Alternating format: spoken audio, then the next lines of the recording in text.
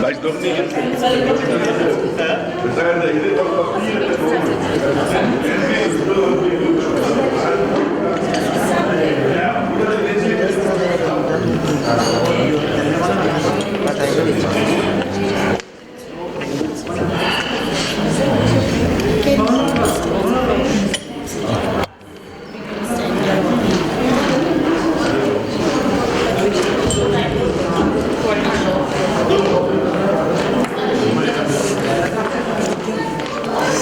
Pick up some, then putting it together.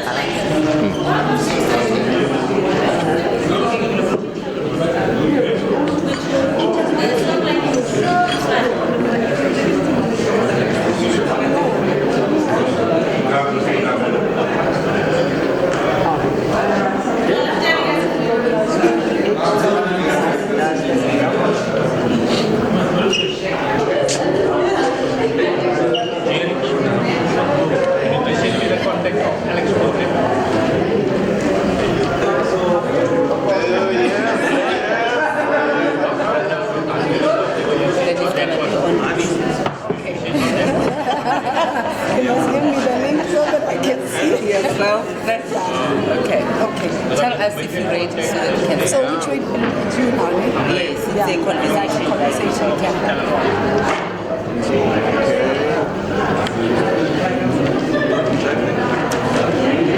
Good morning, ladies and gentlemen.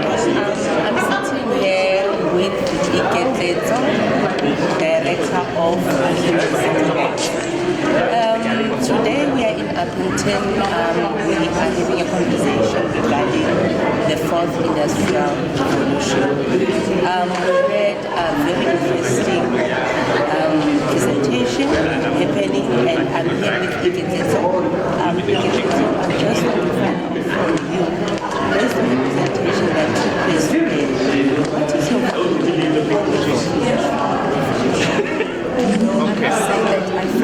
Sorry, it's a bit loud. It's a bit loud. In here, yeah. And then the volume.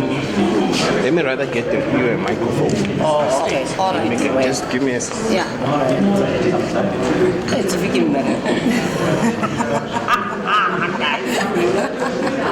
It is a lot. So you can imagine you are in the banquet and then the whole world is looking at you and you're talking serious sensitive issues.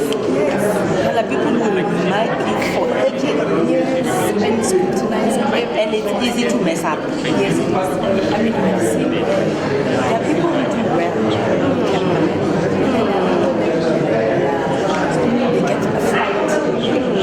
And you think, this person, they have confidence, yes, they have confidence about the subject. No, but that's why I think, spokespersons, it's one job. You can't do spokesperson. Yeah, you can't. Yeah, no, that's why I get spokesperson. Because the spokesperson will take the brief and then they know what to say and when to say it. That's why I'm saying now when I see people speaking to them, because you need somebody else to explain. Because they'll be when you emotional about the subject,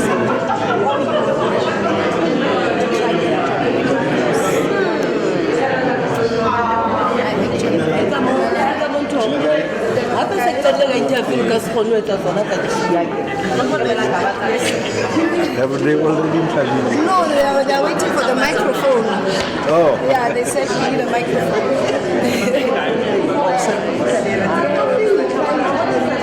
Oh, that's.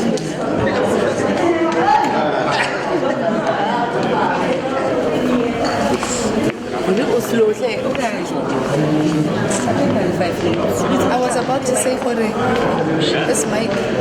Oh, but the mic is so far.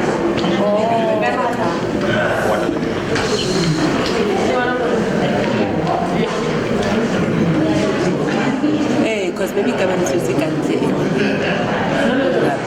am I in my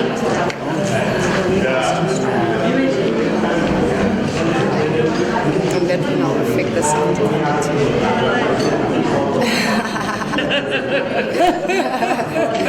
Hey, but of course I can't do it, but we just worked to get it When out. you were fortunate, the room was empty, so the noise was. Yeah, you are like when we open UNISA website, you will be on the YouTube. Oh, is it on the No, UNISA? it's not even on the UNISA. We can just share the link. Oh, yeah, you can share the link. Yeah.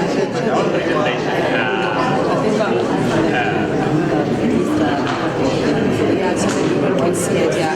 Yeah. Oh, there's the microphone.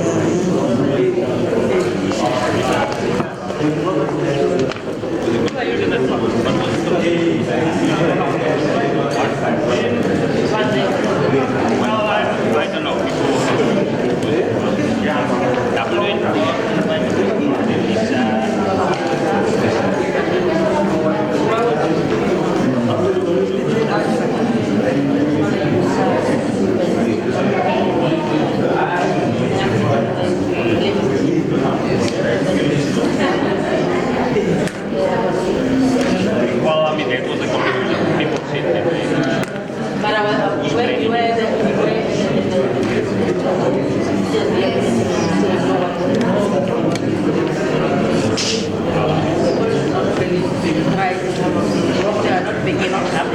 This is a lot of gadgets. Okay. This all there.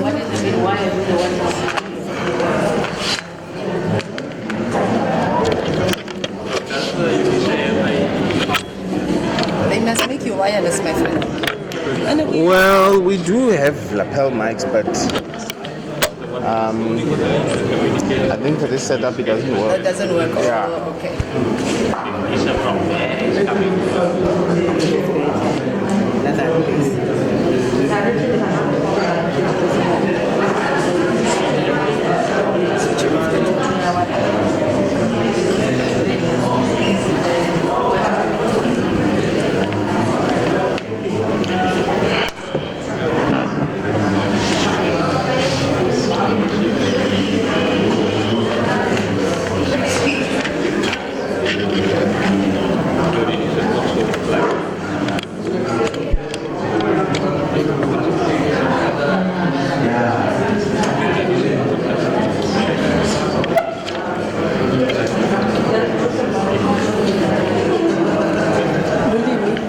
You must be around. You must be around. You don't interview.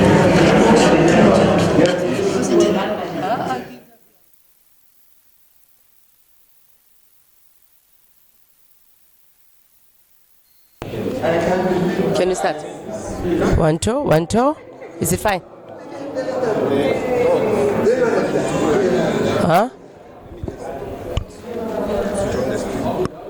Okay.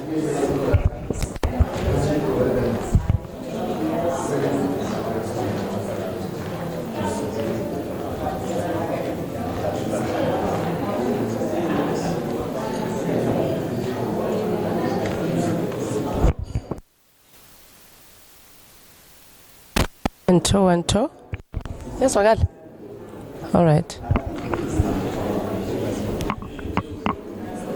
We can start.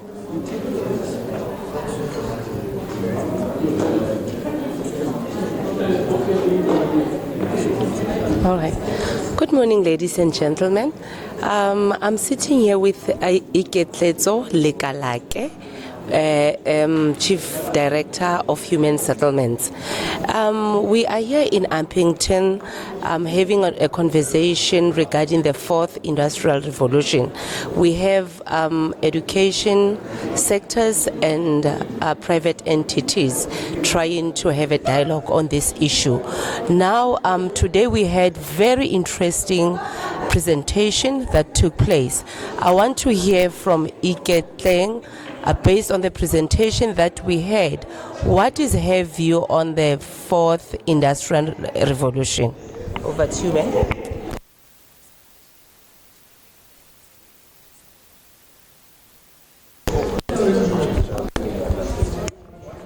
Yeah, now it's fine. Is it fine? Okay. I think that it's a very interesting topic. I find it very complex, and it's very nice to come across people who can try and simplify it the way the presenters have tried to bring it back to us, to our day-to-day activities and what we do. So I think that from what we've picked up from the presenters, it's not foreign. It's right here, it's every day. You are living it, you are doing it, and you are adapting without knowing that you are actually adapting. Yeah. So I think that it's actually something that it's part of evolving, and we are slowly evolving. Yeah. We might not be as advanced as other countries as we've seen in the presentations, but I think it was very informative, and it's something that if we talk about it every day, we will actually get used to the subject rather than to see it as a threat. Yeah. Anti for the industrial revolutionists. So that is my view on the presentations today. Okay. That's interesting to hear that we are getting there as a country. My second question to you, you had expectations, you had concerns actually when you came here. What were those concerns, and do you think are they addressed according to the presentation, or they are not addressed? If they are, they have been addressed, can you please elaborate more? If they are not, also elaborate more on that. I actually think that, yes, I had concerns. First of all, I was asking myself, am I going to walk into an environment that I can't understand? So I think that concern of not knowing was addressed, because now you are able to contextualize what this revolution actually means. Where are we going? And in my view, I mostly appreciated that there were solutions for students, future learning, future jobs. What would it entail? What would you have to do? How would you respond to this market? You know, and in my view, that addresses the question of what do you do with conventional issues that you would have naturally have done through a person sitting down and reading through a research book from beginning to end. So I think that, in my opinion, it addresses and allays the fears that I had around the concept and how we adapt as individuals and also as professionals in the workplace. Yeah. South Africa, fourth industrial revolution is here. You can hear for yourself that it is here, and then there is no way we can hide away from it. Thank you very much for your time, ma'am. Thank you very much. Thank you, my friend. Yeah. Okay. Lining them up. Your name? Felix. Yeah, Felix. All right. Felix. Felix. That's it. Okay. F. Oh, F-I Felix. Start now. Yes. All right. It's fine. Others I'll do them maybe after another. Please, can you Felix later? Yeah. Yeah, it's okay. No problem. All right. What's your You'll name? be Bongi. Bongi, nice to meet you, Bongi. All right. Nice to meet you too. And then what's your what do you do? We're an education foundation. Education that's foundation. in the Northern Cape to promote iSTEM education. Education And foundation. exhibit later the robotics we use to do this. Wow. All right. I'll interview then you after. Perfect. The No, second thanks, one. Bongi. All right. Thank you very much. Uthi bayaqala umarindini and then sizayenza amanye futhi mabaye entweni. I think uthi bayaqala futhi. Oh, event. Event. Okay. Let's start. Oh, okay. And then sizayenza futhi.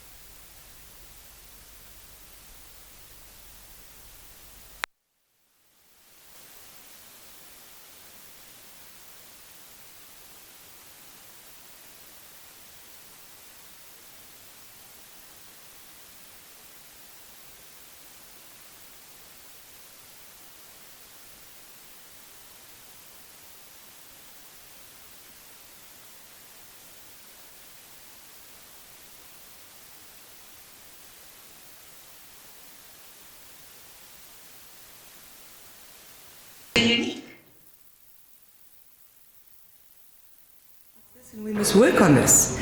Our next speaker, Prof. Shale Safandi from UNISA, is going to talk about this for us and bring it closer to home. Prof, if you can come and share your views with us. Thank you.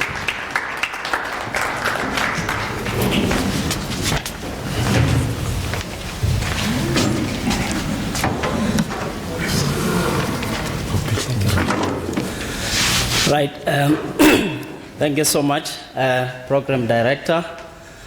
Let me start by saying it's my greatest honor to be here in a very beautiful province, the province of Northern Cape, as the Premier has said earlier. I must also feel a sense of appreciation from the local organizing committee, from different institutions. I must say that I think, Program Director, it was a very good timing that this talk comes after a tea break, where we somehow pick up the energy levels, and then we are going to talk about the energy. In this case, it was really indeed a well-planned break. But before I get to the talk, let me start by saying, whilst you are still enjoying everything, the water where you are sitting, and also, interacting with colleagues next to you, what would you say if, while you are still sitting there, and then you are confronted with the situation where the lion comes in here? What will be the first thing you will do? Flight. Obviously, there are a lot of answers. Some they will say they will do as the picture says. You see here? Yeah. So that's the first thought, will run. But the other one, it says, I can do better, and if we have something similar, I can confront it alone. Now, the point that I wanted to drive home is with this picture, good delegates and participants, is it has been quoted from one of the film makers, in this case the science fiction action film, James Francis Cameron, who once said, the nation that leads in renewable energy will be the nation that will lead the world. Indeed, any country that will basically be the front runner as far as the renewable energy is concerned will lead the world. We are going to look at that. In this picture, I think the best way when you are confronted with the most frightening situation is to join hands together and to fight it and to find a possible solution. In this case, we get our hands dirty, and as a result, we move towards that direction of renewable energy. Ladies and gentlemen, this leads me to the topic that I'm invited to talk about, the renewable energy as a catalyst for development.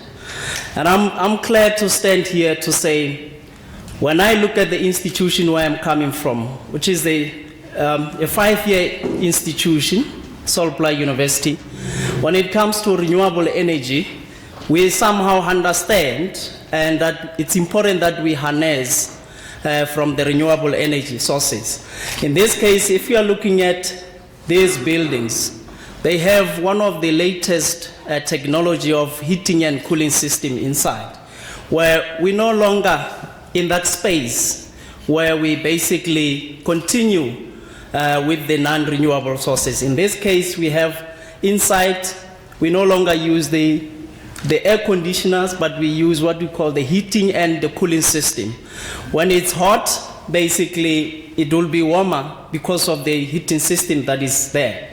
And when it's cold, and it will make the very same system, it will make the environment inside the offices to be warmer. And this is one of the technologies that was discovered recently, that whenever we talk about the renewable energy, these are some of the heating and cooling systems that we can implement in our beautiful houses. So as a result, I'm going to talk about this a very interesting thing. But before I get to everything, let me take through what I will talk about. Because indeed, we are, as a country, in the middle of the turbulence change, as Prof said. But when you look at the mixture as far as this change is concerned, are we ready to transit? Are we ready to take this transition to that level? Or are we really ready to stay and remain where we are and enjoy the challenges and then the hardships of the disasters we have experienced the past few months or the past few years, if you may call it? That's the thing that we are going to look at. And one of the things we'll look at the renewable energy sources as well. We look at the renewable energy and its sources. Also, we are going to look at the pros and cons of the whole idea or the whole transition. We also look at how we explore few sources of this renewable energy. And we look at the trend in transportation innovation around the renewable energy as well. And later we look at the state of renewable energy in SA. We take it down to home, closer to home in Northern Cape. What is the state of renewable energy in Northern Cape? And we'll also look at, in comparison with other European states, what is the current state of renewable energy? So basically that's what will happen. And lastly, we'll look at the global progress as far as the renewable energy is concerned. What are the integrated solutions that, as institutions of higher learning, as the country, as the province, what are the things that we should really embark on to come up with these possible integrated solutions? And we'll also look at some investment chain mechanisms to enable this renewable energy project and also to take it to the higher scale. So we'll also look at the economic and innovation benefits as far as the renewable energy is concerned. Of course, everything, if we want to move into another space, you always think of what are the benefits, what are the impacts, like what are the things that really could change in a space. And there are some few recommendations, and then those who have done a splendid job will be acknowledged. And this is the time where I call it, or many of us in trying to align with the change, we call it the beginning of the end versus the beginning of the new journey. The good participants, if you look at the era in which we are in South Africa, we are forced to really to move into the space of the renewable energy. But of course, there are mix of thoughts and expressions when it comes to this topic. So one of the things that we need to understand is you still have the sector, or you still have the section of people who are very reluctant to move from the non-renewable energy to the renewable energy. But before we look at the renewable energy, I want to highlight a few things as far as whether we remain experiencing the disaster or we continue to move into the right direction. So that will talk about, are we ready to really move from the non-renewable energy to a renewable energy? Of course, these are the forms of the non-renewable energy. You see a coal, you see the nuclear, you see the natural gases, and there are many of them you can think of. But this non-renewable energy, we need to move from to the renewable energy. But before we look at why we need to move to this, these are some of the things that probably we need to ask. A very interesting question when we talk of the space we need to move into. Actually, who is the problem and who is the answer? I think that's the question we need to ask ourselves as we are sitting right there. Who is actually the problem? To the environment that we are talking about, who is the problem? And who should be the answer in this case? Now, you can clearly see that most of the time whenever we talk about the problems related to environment, the problems we are experiencing, obviously the biggest culprit is the human being. Indeed, as human beings, we are doing this to ourselves. And I will explain a little bit later why I'm saying as human beings we are doing this to ourselves. And who should come up with these possible solutions? Who should address these issues? Of course, again, the answer lies with the human being. And mainly because if you are looking at here, it simply says humans are increasingly influencing the climate and also the Earth or the planet Earth temperatures by burning the fossil fuel. And we have just seen from the previous slide that the fossil fuels are basically the non-renewable. So whatever the climate change experiences, it's simply because we are bringing it to ourselves. And these kind of changes, of course, they release what we call the greenhouse gases, which naturally occur in the atmosphere. And once you have these are the biggest contributor as far as the global warming is concerned. Yes, indeed, we are the problem to ourselves. Now let's look at some of the polluting habits. I hope, Program Director, I'm not going to get into trouble with some of the delegates members here. These are some of the habits that have been so well profiled that if you're looking at currently in the atmosphere, we are sitting at 450 parts per million concentration of carbon dioxide. Now, if we continue to add these polluting habits, of course, we continue to add the concentration of carbon dioxide. We continue to add the concentration of the greenhouse gases into the atmosphere. And the challenge with that is there is what we call, scientists will tell you, there is what we call the ozone layer, O3, which is there to protect us against any severe or extreme temperatures or sun rays.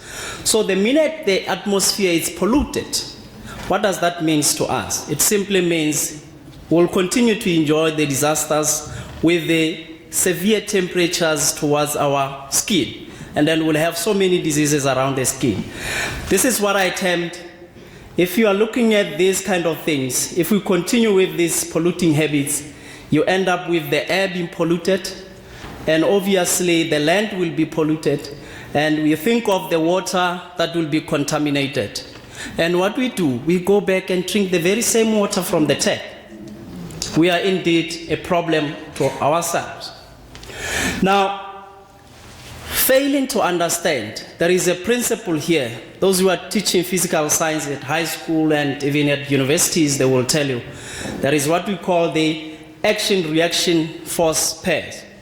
So what you do to me, in return I will do it, but in opposite direction. So this is what you do to the planet or to the environment. You continue to do this and then you dispose, you throw everything out there to the environment. So in return, what does the environment do? It also gives you back. And these are the things you will suffer from. The asthma, the lung cancer, you mentioned all of them. These are the benefits. And this got to remind me of the 3 major campaigns that we experienced in South Africa. There was, of course, hashtag Fees Must Fall. I think if we remember quite well, in our parliament, there was also a campaign that says hashtag Pay Back the Money. So in this case, if you continue with these polluting habits, there is another campaign called hashtag Payback Time. So we are now reaping from what we have been busy doing. So it's called the hashtag Payback Time. So what does the environment do is, it's basically bringing back to us. But who started? The human being. Now, if you think of, I think most of us, we are familiar with so many cities around the world. South Africa is not isolated in there. So we continue to see this kind of trends. Even this morning, when you look at when people embark on strike, you continue to see this. What does this mean? It simply means we continue to increase the concentration of the carbon dioxide on the atmosphere. And as a result, all the benefits you saw, all the chronic illnesses, all the diseases, we continue to basically be the culprit of that. So that's why if you look at the companies or the science councils, institutions like Council for Scientific Industrial Research, CSIR, and other also researchers, they went into the space where they are thinking, what could be the better way, in this case, to come up with the solution to get rid of this kind of the polluting habit. That's why the idea of designing the cars that are more electrical. And I think this is very interesting when you think of what I saw the other day. There are also cars that are 2-in-1, where in trying to minimize the effect of the green gases, so you then have these hydrogen fuel cars and also the battery kind of cars, where you drive a car, it's 2-in-1, it's a petrol on the other side, but also on the other side, it's basically battery like your phone. So the minute the battery is lower, and then it automatically switches to the other side. It is for temporarily, yes, but do we really still need the petrol type of cars? The answer is no, because that is classified as one of the non-renewable sources. So in order for us to move completely into that space, we need to really get to the grips of the renewable energy sources. And I'm very happy to stand here because I'm standing at the podium in a province where there's so much of the renewable energy that you can think of. You will later see what I'm talking about. So these are some of the things that you are familiar with. Also, the spillation of the oils, and then some of these, they continue to really pollute the air. They continue to really pollute air. And we continue to increase what we call our livestock. And at the same time, you have seen also this kind of picture. We need to conserve the trees because it will be for the benefit of all of us. If we can't do that, we'll continue to experience what we're experiencing in a modern world. These are some of the sources of the climate change, and like we have seen it, burning of the coal, oil, and gas. So we refer them as the fossil fuel type of sources. And even when we do the cutting of the trees, increasing of the livestock, and some of these things you are familiar with, I think, if you are looking at this picture here, how often do you see this kind of the picture here in our townships? Very often, yet little we don't know what comes out of these things. And some of these things we let even our own kids to go and play in these kind of things. And they are very dangerous type of the spaces, because there are a lot of things that are basically being generated from here. So it's very crucial as members of the communities and different societies that we really raise the awareness and we teach them as researchers to understand the kind of things that we are confronted with when we are doing this to ourselves. Just a bit of an information. When you look at the issue of the green gas house, of course, carbon dioxide is one of them. And then from different studies, if you look at the study that was done in 2018, according to the environmental experts, so it was discovered that basically carbon dioxide contributes 64% of global warming. Now, if you look at the methane gas, which is your CH4, which is 17% of that, also contribute to that. And then we have the nitrous oxides, the fluorinated gas, 3%, another 10% comes from other green gas. So it's very important to understand that whatever we do, especially with the previous picture where you have all these landfills and waste being thrown out, and sometimes even people in this room, you find in a car, you throw some things outside through your window, and these are the things they will come back. And as they come back, because as they interact with the environment, you'll never know what kind of gases are being released as the reaction is taking place. So these are some of the things we should be mindful of, and we should be really educating, even from if we look at our education system, we should go as early as the early childhood development to say these are the things. In as much as we are talking about the finances to the early child development programs, we must also look at the curriculum along those lines because it's very crucial. Just to give a bit of a background, when it comes to the different sectors that really contributes a lot as far as the green gases, which will ultimately lead to what we call the global warming. So if you are looking at the building and infrastructure, so you can see in terms of this structure, that would be the one that is lowest and followed by the industry. The biggest contributor will be the electricity generation and power industry, and then you have the transportation. As we have seen from the previous slides, that really we need to start to think of the innovation things around how we transport and ourselves to different places. It's very crucial because at this stage it continues to pile on the concentration of the emissions of carbon dioxide on the atmosphere. Just to give a more detailed kind of observation when it comes to the impact of the climate change as far as South Africa, Northern Cape, and the rest of the world is concerned, is you have basically different approaches where you can feel the impact of the climate change. Now you would have the direct impacts, and you would have what we call the impacts through the natural systems, and we also have the socio-economic systems that will be also impacted by the climate change. And one of the things that we've picked up is the extreme weather conditions. And sometimes when you drive around Northern Cape, you find it very difficult to withstand the temperature conditions. And not only Northern Cape, but in most of the mining towns, because of the human activity that is taking place. And I will explore more of this, and then you would understand why we really have to be very careful when it comes to the environment, and also whatever we do, how we interact with the environment.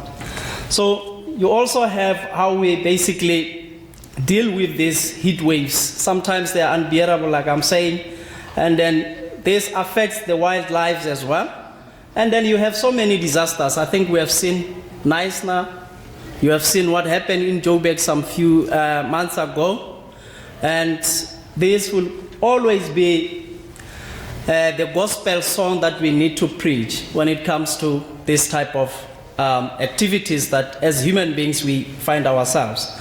I already spoke about the air pollution, so this is one of the natural, the food and water security issues, contamination, and then also you would have these very distributional shifts when it comes to certain pathogens that you can get from the waste, the dumping fields, and also the land and waste fields. So these are some of the things. Actually, not so long ago, there was a colleague from one of the institutions, CUT, trying to come up with the methods to determine even the flowers that comes through our airports, which could basically pose a threat towards our lives. And unfortunately, some of these access points are very political, and it's not so easy to control as a researcher and then to come up with the sensible means of monitoring. But it's very crucial that we also look at the access points into the country. What is it that is being bring into the country, and also what is it that is going out? Because some of these things we really get through them. And then we look at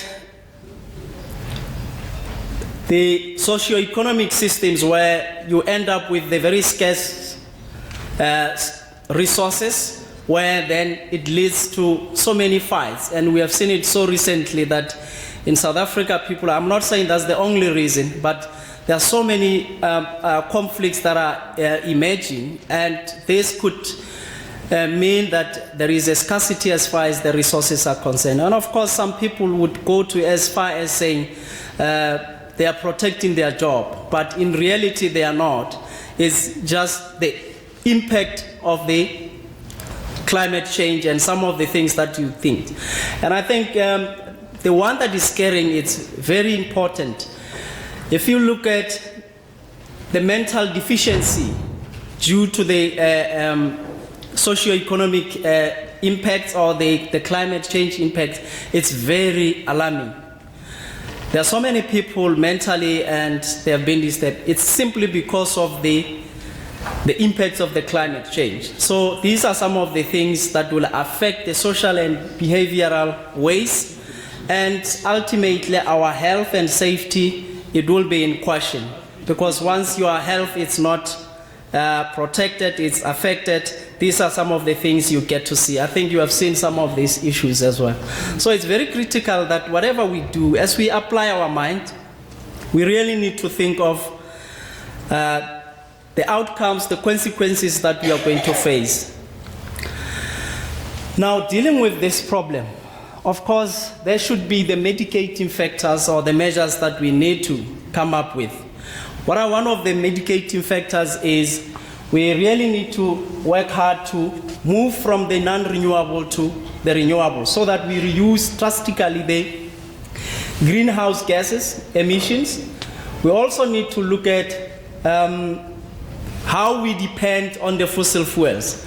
Currently in South Africa, I think if you think of so many entities that are basically helping us with the likes of Eskom, they depend heavily. I think the fossil fuel is producing around 70% of electricity and generation. So that tells you that we are still far. The road ahead of us is still far. So we need to do something urgently.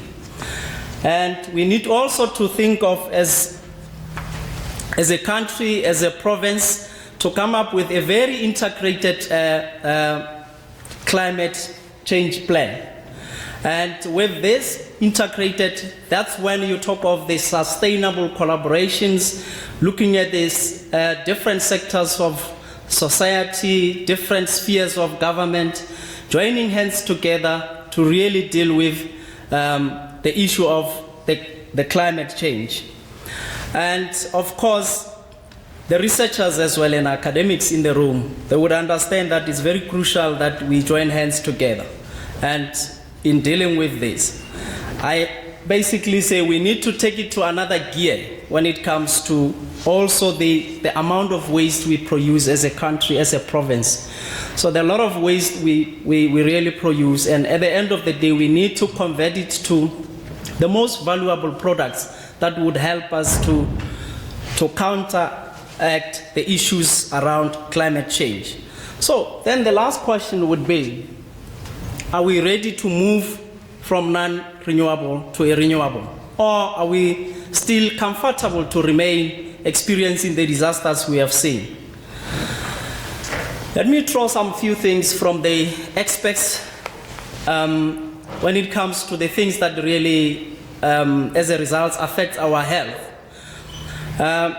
Johnny Myers, I will quote from him, who said, "It is unlikely that there will be any or many entirely new adverse health outcomes, but rather a worsening of existing health problems through a change in patterns." So meaning there will not be any more new, but because of the outcomes, the negative impact that we have experienced will continue to worsen. So the only way to move away from experiences this is to really get into the mode of the renewable energy. Of course, he is the professor and the director of the World Health Organization, collaborating with the Center of Occupational and Environmental Health Research at UCT. So these are some of the quotes that really justifies the point that I wanted to say. Are we really ready to move from the non-renewable or to a renewable source? Then the second one is Tony, who also said, as a professor and one of the pioneers of the research and policy relating to human health effects of anthropogenic climate change, he then said, I quote, "Human health can indeed should be viewed as the real bottom line of climate change consequences. So all of these things that we are experiencing are really because of the human being activities. Then you can answer that question, who is the problem and who is the solution? Ladies and gentlemen, let me talk about the renewable sources of energy which are regarded as the clean energy technology. Of course, the renewable energy obviously is the energy that is obtained from the natural or from renewable resources, those which naturally replenish themselves, such as the biomass, solar, wind, hydroelectric, geothermal, hydrogen gas energy. We also have the wave and the tides. So these are basically regarded as the renewable energy sources, or the so-called the clean energy technologies. This is where we need to invest a lot of money into, and not only money, but also a lot of innovation around the issues of renewable energy. If for us to survive without all the adverse effects you have seen from the climate change, this is where we should put our money in. Of course, there are some disadvantages and advantages. It is, if we talk of the clean renewable energy, it is clean, consistent, stable, and readily accessible. But also, on the flip side of coin, we have realized that they depend more on the season patterns and becomes very diverse and also expensive. And I will talk a little bit about how we're going to manage the expensive or the cost effectiveness of these renewable energy sources. Just to explore more some of this, which is the solar energy, and then we know that this province is so rich when it comes to solar energy. And I think is the leading, in South Africa currently, Northern Cape is the leading province when it comes. I will show a bit of the stats regarding the Northern Cape. What's the situation in Northern Cape?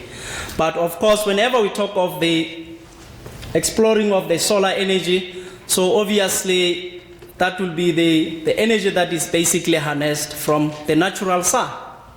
And what you need to explore this, you basically need what we call the solar panels. Now these solar panels are made up of silicon at this stage, and that's what makes it a little bit expensive. And if you are looking at the conduction band, as far as the solar panels are concerned, it have two types. You have the N type and then you have the P type. Now this is the situation where I'm talking about. Now the N type and also the P type will enable the transfer and also the conduction to be possible. Once you have the conduction, anything that will be conducted, connected to the generator, then will be able to generate electricity. So this is basically in a nutshell what it means. So you will then need to have the positive and the negative conduction bands. I know that even most of the devices we have, we always think of the negative and the positive, but also you think of the neutral one as well. So in this case, we have what we call the thermal solar panels, which used to generate heat energy. And then we also have what we call the photovoltaic cells, which are also made from the silicon.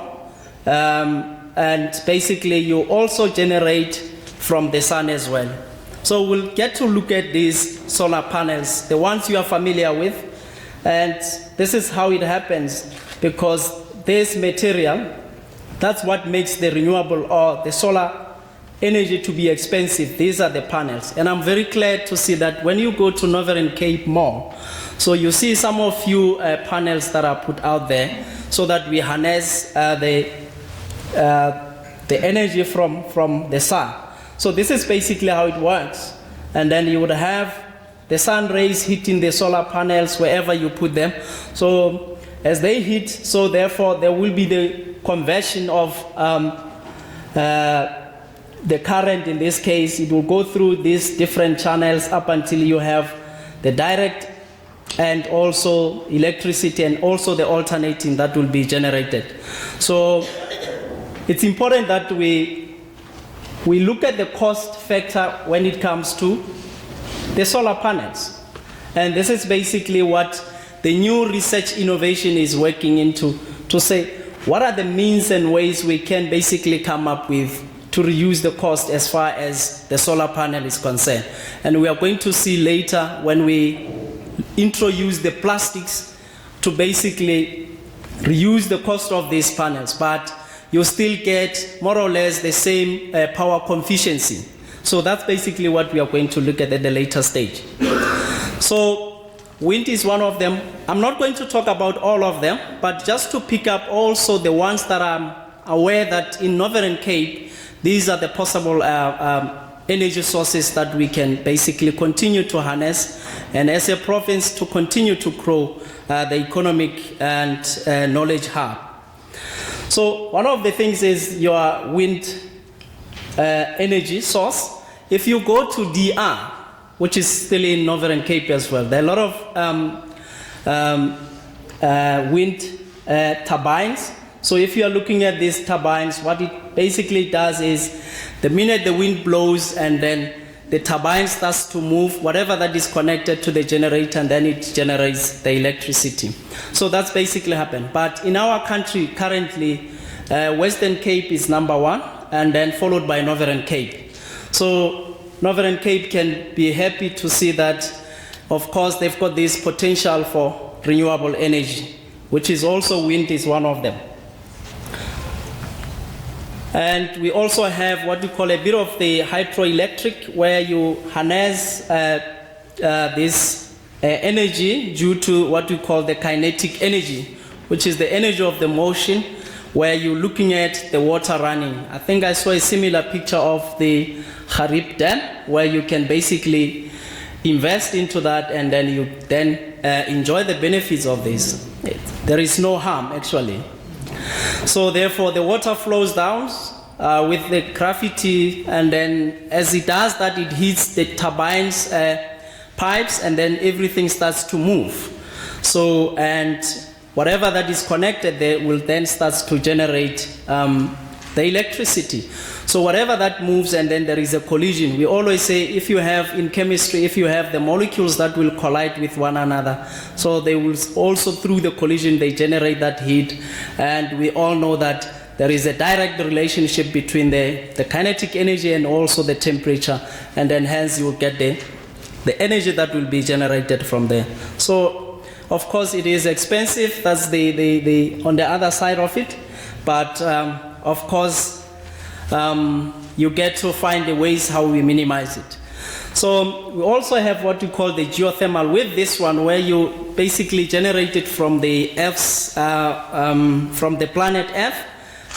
Most countries who are basically working on, like the island, the island basically, because you experience this from those countries that experience a lot of volcanoes. Luckily with us, we don't experience those ones. This is the trending transportation that I was talking about, where you look at the hydrogen fuel energy. In this case, what you do is you have that kind of the two-in-one type of the car that I mentioned.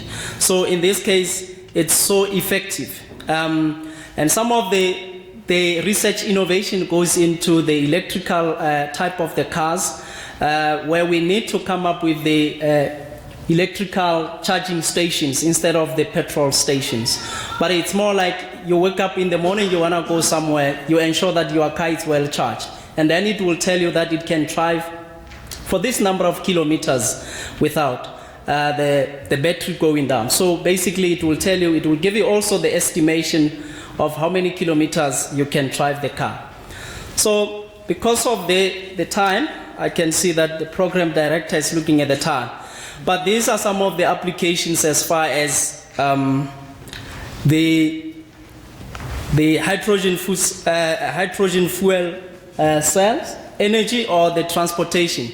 I wanted to highlight, because I think it's very important in a forum like this. If you look at not so long ago, there was a hot potato in South Africa, they call it the nuclear deal. That deal, I was very much afraid that it will come to pass, simply because if you look at all the nuclear plants in South Africa, we have two. South African Nuclear Corporation, which is in Pretoria, and then Gube. And all of them, or both of them, their waste is basically operated here in Northern Cape. So, and the nuclear waste can take 100 years to millions years in existence. So my worry was, I'm still in Northern Cape. What will happen with this nuclear deal if it comes to pass? And the reason why Northern Cape seems to be the focal point when it comes to nuclear plants is simply because if you're looking at the patterns, the weather patterns in Northern Cape, very stable. Then the second criteria is you need to have a place which is very dry. Northern Cape is completely dry. Other than that, you can't do anything. So that's why, in simpler terms, we are saying Northern Cape becoming a dumping site. Please don't get me into trouble with the government agencies.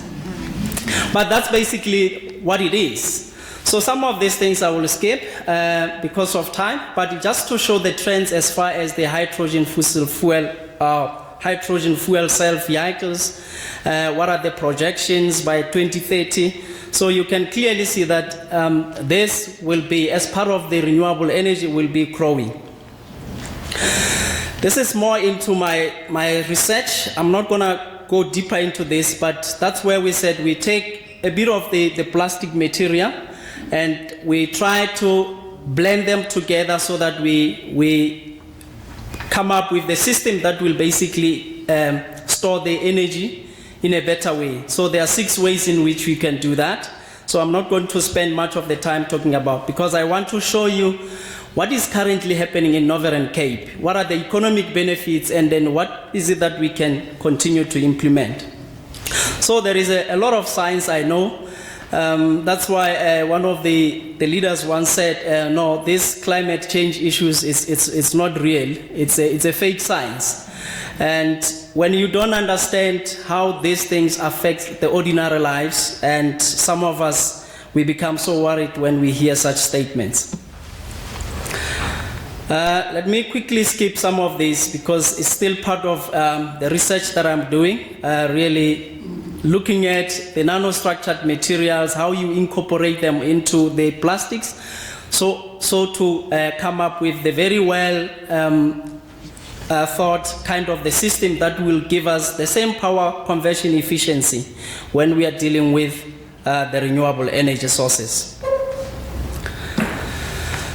Now that is to say the material, what type of material, and also these are some of the conductive material that we are looking at, and it does really give you the similar system compared to the silicon, which is expensive. These are the type of the conductive materials I'm talking about, which are called the conductive polymers. They are plastic in nature, the macromolecules, and you will be able to achieve the same desired outcomes if you basically work properly into these type of materials. Let me skip this and come to the state of renewable energy in Northern Cape. Now, if you are looking at some of these, you see some of the procurement that has been made up to this stage. You have around about 2,372 solar source of the energy, and how many projects are basically benefiting in this. So you have 61 projects that are basically advancing this mission. But if you ask yourself how many those that are in operation, so you can see that you have 1,472. So which means some of these could be they are still in a being developed. If you think of the post Maspec where you have the solar plants there, some of them they are still under construction, and therefore these ones that are in operational, and then you have the number of 33 projects that are basically ensuring that these are becoming operational. So you can see we are almost like halfway. So there's still a lot of work to be done. And looking at the potential of Northern Cape, honestly speaking, it should be doing more. And I will show you with one how it is rated, Northern Cape in particular, in the whole world. So these are some of the issues that you can also see with the wind in Northern Cape, and these are the figures. And the ones that are procured, 3,366, 36 projects that were procured, but the ones that are in operation now, it's 1,468, and 18 of those. So almost again the same, we are halfway. We are not yet done or reach our target. And then we have what we call your CSP, which is the concentrated solar panels. Now, if you are looking at this, the projections were around would have 600, and the number of projects will be 7. And the ones that are in operation that are currently happening, you have 200, and then we only have 3 projects benefiting from that. So they are still quite a miles ahead of us. And we have also the hydroelectric one, and 19 procured, number of projects 3, and then only 14. So this one at least a better off if you are looking at it. So because you have 14 that is in operation, and then you have 2 projects. So the one that is remaining is 1 there.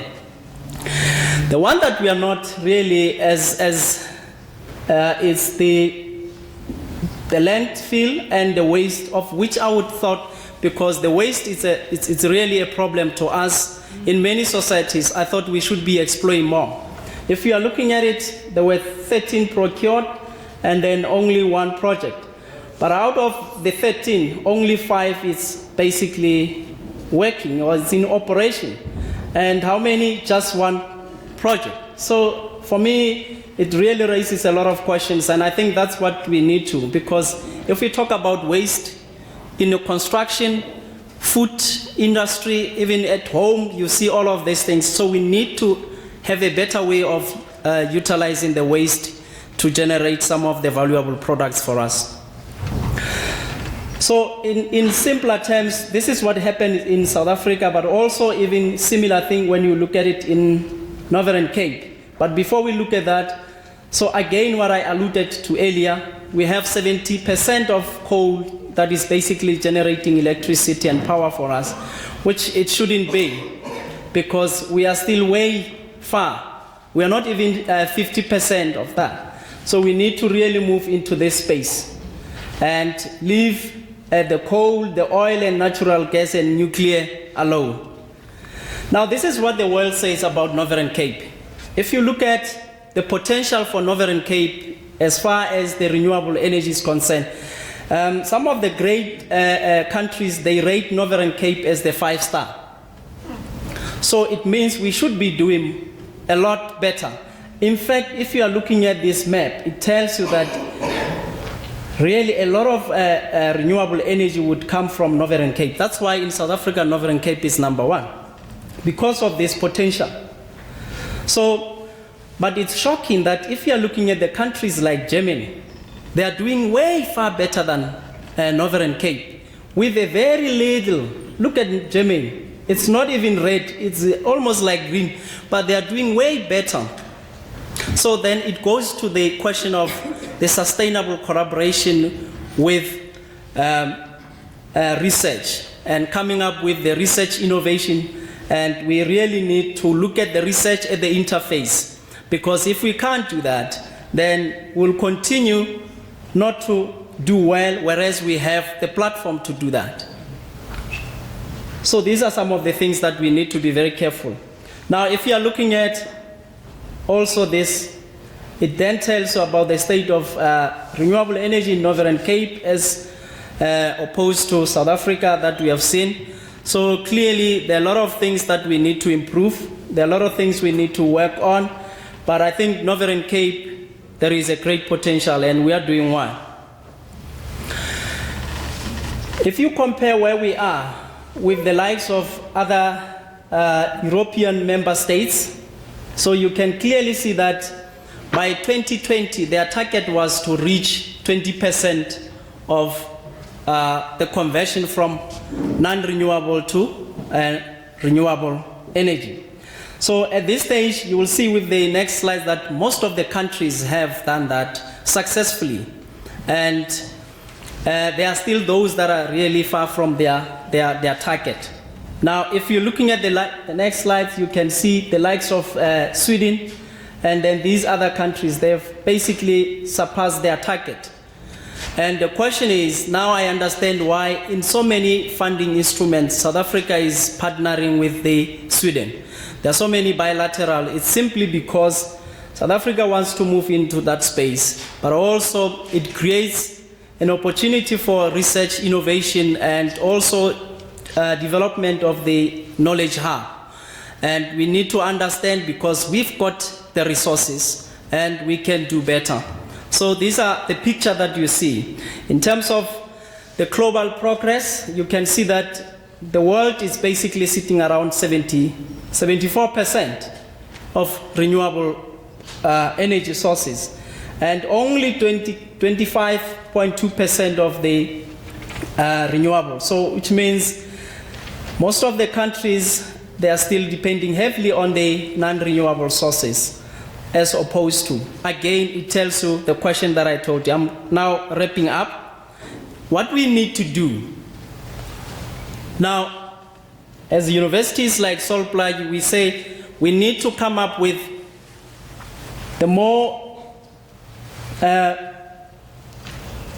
possible and integrated solution approach. Now, how you are going to achieve that? You need the research and development companies. You also need the researchers, and you need academics also to join hands. And this will also then link it with the societies, ordinary citizens, and we also need to understand the role that they need to play whenever we are looking at these integrated and possible solutions. And ultimately, we need also to incorporate the environmental agencies and also the environmental management systems. With that will lead to what we call the sustainable collaboration in achieving this mission. And once we have that, you would have a very clear investment chain when it comes to clean energy technology, because then all the stakeholders, the end users, the technology, so you are able to come up with that innovative technology. And lastly, what are the economic contributions and innovation benefits? Once we move into the space of the clean energy, so you would have the economy that will be booming. And I concur with my previous speakers that the fear of people losing jobs, it's still something to be quantified. Because if you are looking at these slides here, it simply says, once you move into this space, you then look at the research that has been done. You would have a more competitive economy, because so many people will not be suffering from all these chronic and which are costing a lot to the state. So many people would be free of that. So you can clearly see that 195 billion worth of business into the country is possible or will be realized. But very interesting for me will be the creation of jobs. If you are looking at it here, around 26,790 jobs as in construction and also in maintenance of these plants will be realized. So therefore, we look at also the issues around the energy self-reliance. It will continue to be stable and diverse in energy supply chain, but the most important thing, which speaks to our health, you would have the very clean environment, a clean air, clean land, no water contamination, and we are able to deal with the climate change very effectively. And our health will be sound. Then I will basically, these are some of the recommendations that, because I will leave this presentation with, you can basically look at it. But I really want to acknowledge the presence of the Premier or the Premier's office to be here. In most of the time when you arrange things like this, it's very difficult to get such offices. So out of their hectic schedule, for them to be with us, it sets a tone. And also, more importantly, the local organizing committee members from UNISA, Northern Cape Rural TVET College, SPU, the SETAs, and also the mining sector I've seen as well. So we really appreciate the opportunity you guys are giving us. For that, you should be commended. And this is the beginning of the new journey. With that, I want to say thank you.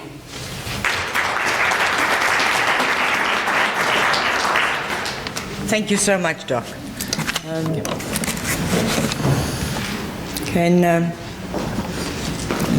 Please, Tristan, thank you. Yes,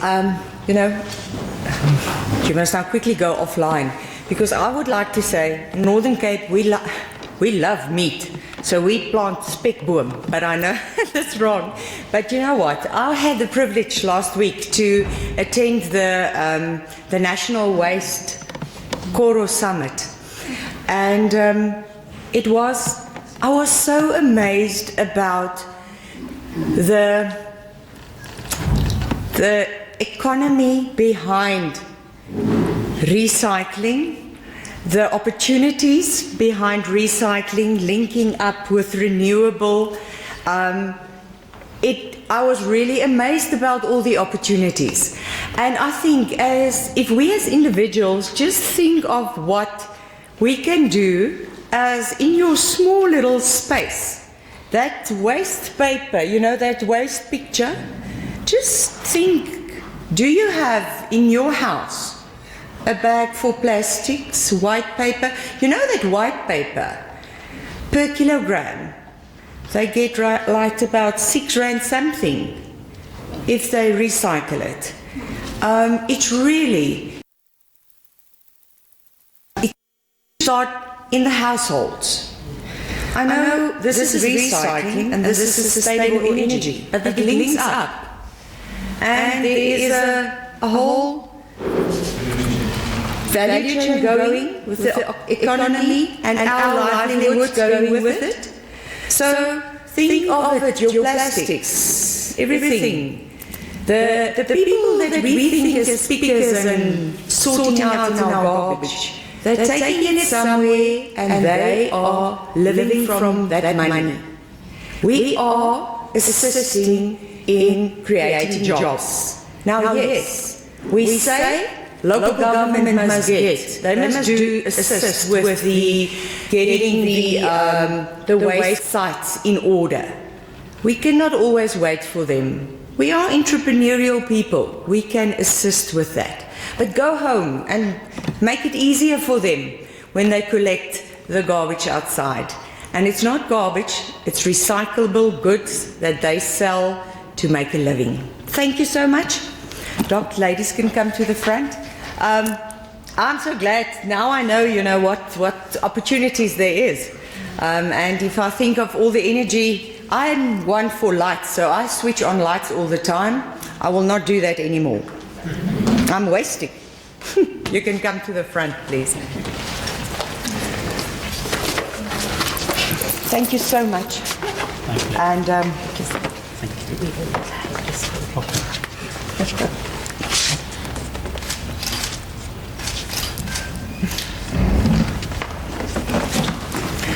well, we've looked at the fourth IR. We've looked now at renewable energy, and now we're going to go closer to home into our communities and how we can link up with communities and economies. And I would like to call on Dr. Genevieve James to come to the podium, please. Gabriel? Oh, are you going to assist quickly? Thank you.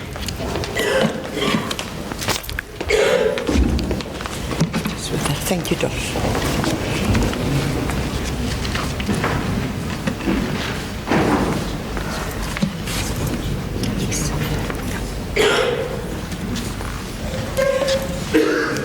Okay, while we're setting up the presentations, please don't feel that you're missing out if, the presenters are going through their slides quickly. We've set up a link with everything. Our website is up and running. It is www.pset4ir.co.za. All the photos and everything, that is already loaded, and the presentations is loaded, so sit back and relax. It is, and smile. It's all already loaded there. Thank you.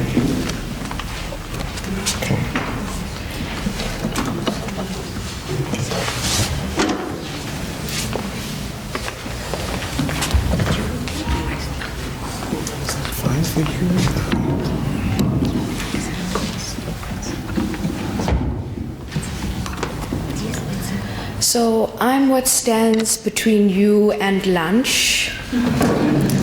I trust you won't hold that against me.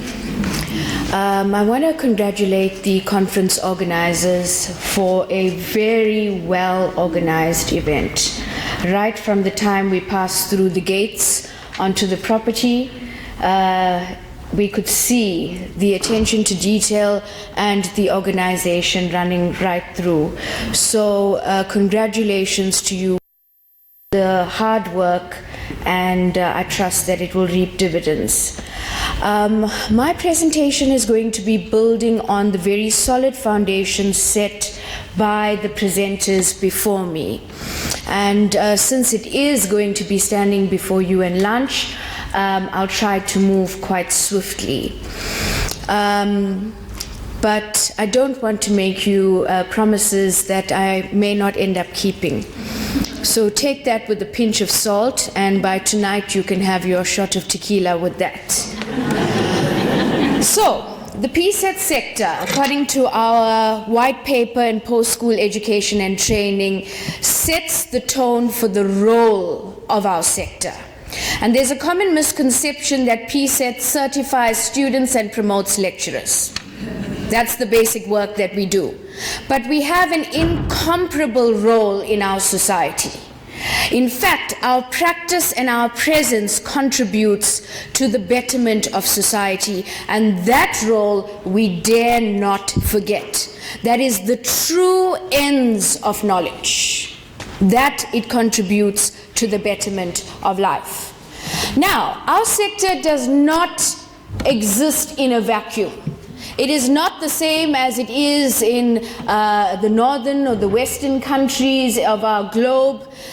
So PSET is not one size fits all existing in a vacuum. It exists within a very specific context, and for us it is the context of Africa. When we look at the context of Africa, we know that there is much to celebrate, but there is also much to lament about if we have to be real. The glass is both half empty and half full. The nations of the world tend to have press about our continent which runs according to these lines. And this is very disturbing for us because we are working very hard as a sector to break these chains of African pessimism. And so, as we zoom down from the continent and into our context, South Africa, we see that we too struggle with a reputation problem. Critics agree that we are limited in our capacity and we don't fare very well in comparison to the other BRICS states in terms of us as a developmental state. So a quick panorama of how we actually are struggling and the tensions and the struggle that continues, because it's not yet ururu in our land. South African context, 25 years since democracy, is a very painful place if we have to be serious.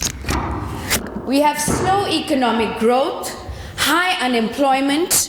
We have what you call the NEETs, which is your not in employment, not in education, and not in training. So this is a concept that is used internationally, but in our country we see this very, very clearly. The NEETs, not in employment, not in education, and not in training. Our youth unemployment levels are at perilous rates right now. And we have the curious case of the dualistic economy, where there are some scattered thunder showers of hope, but we have a situation where economic growth is not shared. We know that there are some benefiting from the growth of the economy.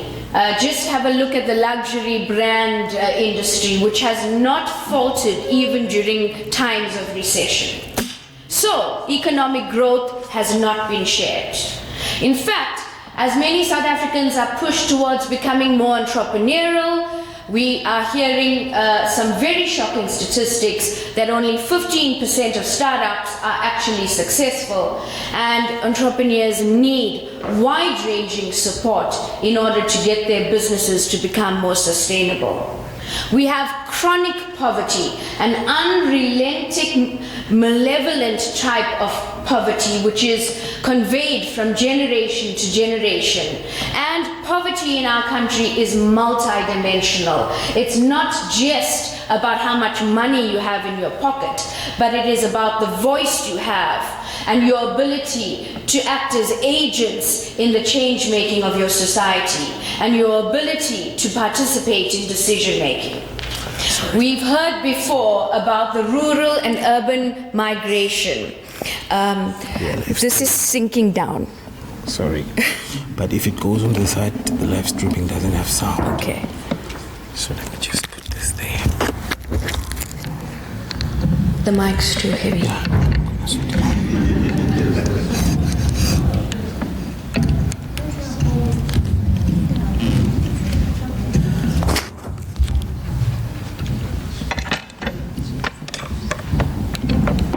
Is that fine?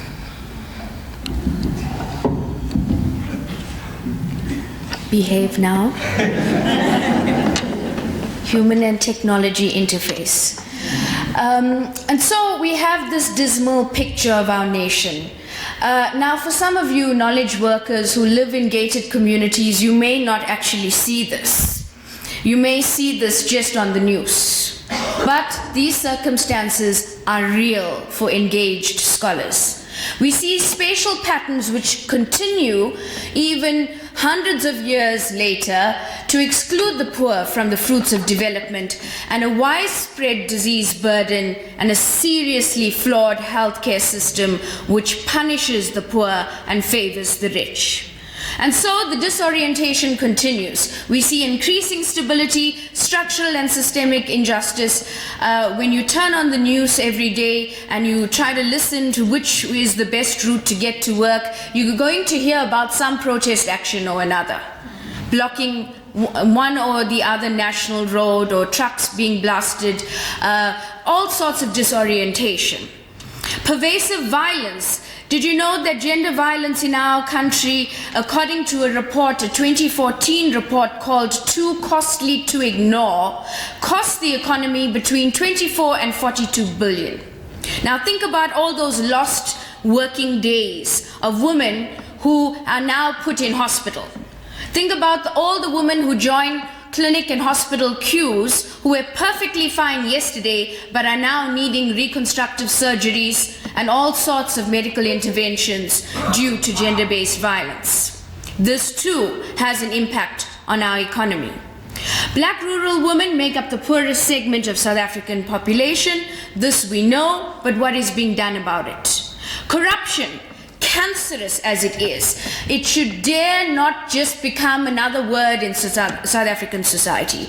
It is demonic and it is all pervasive and it is prevailing from the highest to the lowest levels of our society. We have the deepening of social divisions. This great rainbow nation finds itself in tatters. Environmental degradation and climate change, we've heard so much just now. Energy, food, and water insecurity also plague the land. People do not know where their next meals are coming from, do not know whether they can access clean, drinkable water supply. And keep those candles at bay. We'll never know when we need it next. So, social unrest and labor turmoil is the order of the day. In terms of spatial injustice, little has changed. I tried to saturate this map, but here, you know, when you travel from OR Tambo on Airlink, the flight flies pretty low and slow, so you get a good aerial view. And so this is exactly what you see. You see the green, leafy northern suburbs of Johannesburg.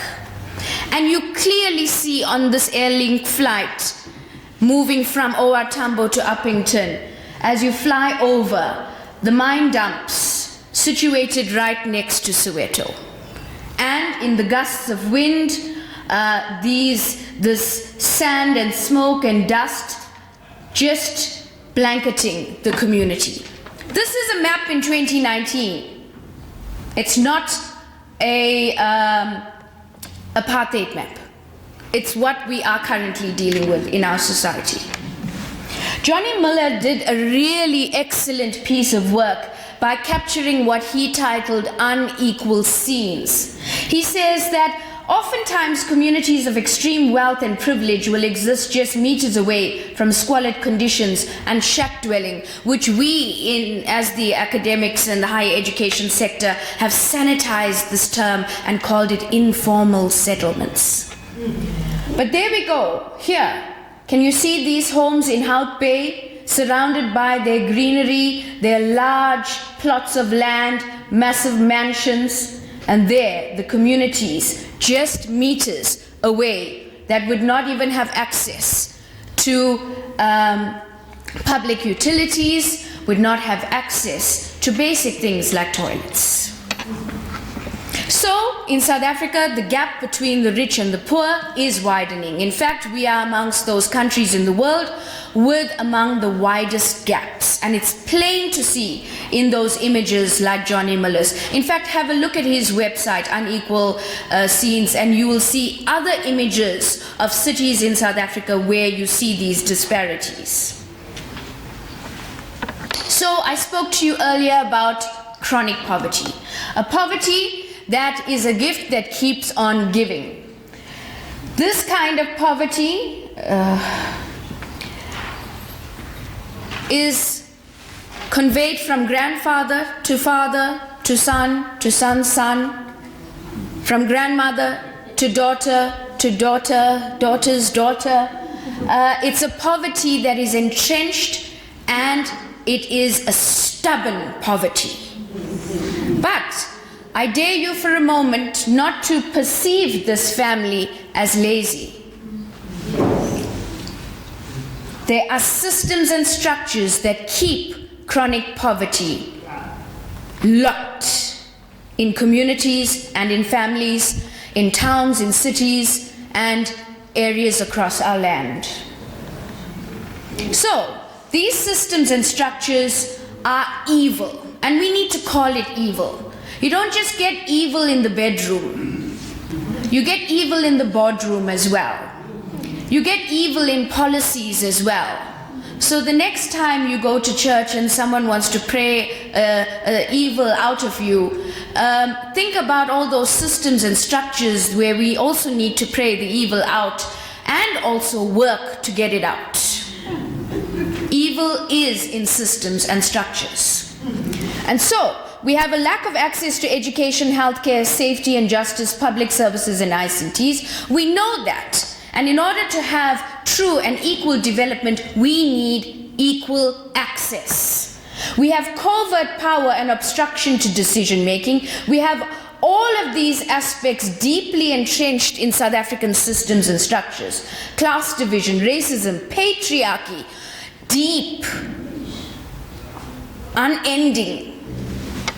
Coloniality, the mindset, the residual mindset that we carried with us even though our colonizers have long left. Rights infringements, unjust legacy laws still in practice. Poor policy implementation in some areas where we really have good practice, we just are poor at implementing policy. These are the evils deep in our systems and structures. When we think about the Sustainable Development Goals, Goal 1 actually refers to no poverty. But we need to understand that goal 1 cannot be seen in isolation of the other goals. No hunger, good health, quality education, gender equality, good jobs and economic growth, and the list goes on. All of these pertain to poverty and the economy. You cannot just isolate goal 1 or goal 8. All of these pertain to redressing inequalities in the economy. And so, even with the National Development Plan, even though we see the words economy in these specific goals of the plan, all of these other aspects of the plan pertain to economic justice and equality in our country. And so the PSET sector do not trade in critical thinking for any price. Critical thinking is the bedrock of our sector. We question orthodoxy and we continue to. Think critically about development goals, think critically about how we produce knowledge, think critically about who we produce it for, and what is our motive. Do not trade in critical thinking. And so as the PSET sector, we need to rethink dominant economic systems. Don't just accept capitalism. Or if you reject capitalism, don't go running all the way for socialism and communism. All economic systems are inherently flawed when in the hands of human beings who have ulterior motives. Have a look at capitalism, our new religion. We know that our banks and malls are our churches. Banks are our priests. Bankers are our priests, and apparently tomorrow our priests on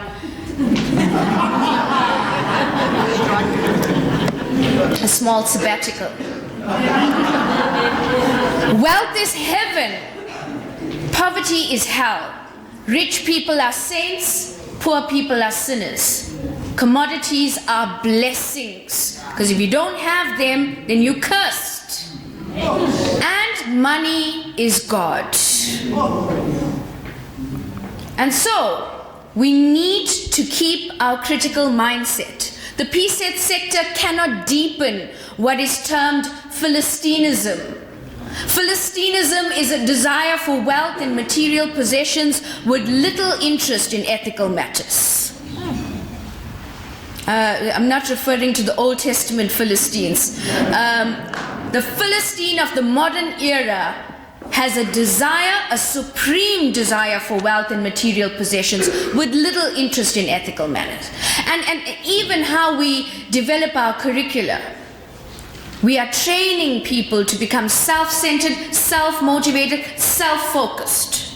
Me, myself, and I.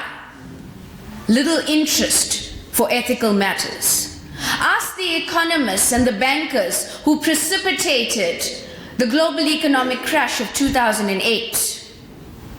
Nobody seemed to care about ethics at that time. And so, we have these challenges. The acquisition mindset. Get all you can. Get all you can, and can all you get.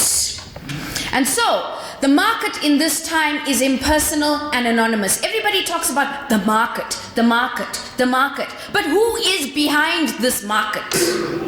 What are the forces and the thinking behind this market? Who is this 1% that owns an overwhelming percentage of the world's wealth? Who is behind the market? Who gets to make decisions about this market? Who decides that labor is no longer human and has no feelings? We can throw labor in the back of construction vehicles at 4 or 5 in the morning, take them over to construction sites to build new golf courses and 5-star hotels and new landmarks. But those construction workers will never be able to lay their heads in any of those establishments for one night. We can plant vineyards and we can celebrate that South Africa is amongst the best wines in the world. But our farm workers will actually suffer due to the pesticides on those farms. Experience the toxicity, exposure to the harsh weather conditions, they will not enjoy the fruit of their labor. And so, the acquisitive behavior is characterizing our current age. It is legitimized as a social norm. The needs of the elite are unlimited, unstoppable. What I see, what I want, what I imagine I want, and I'll take what I want. And then there is no distinction between need and greed. So, these are critical skills and thinking which needs to be embedded in our courseware. Are we raising ethical citizens? The acquisitive behavior of the world's rich is leading to what we call pauperization. Now, this is an intentional act or process of turning people into paupers or impoverishing people. We expose minors to a whole range of diseases. They come out with silicosis, they die young. The pittance that they get for their widows in the farms does not suffice for that human life. Yet somewhere, someone is wearing that beautiful diamond around the neck.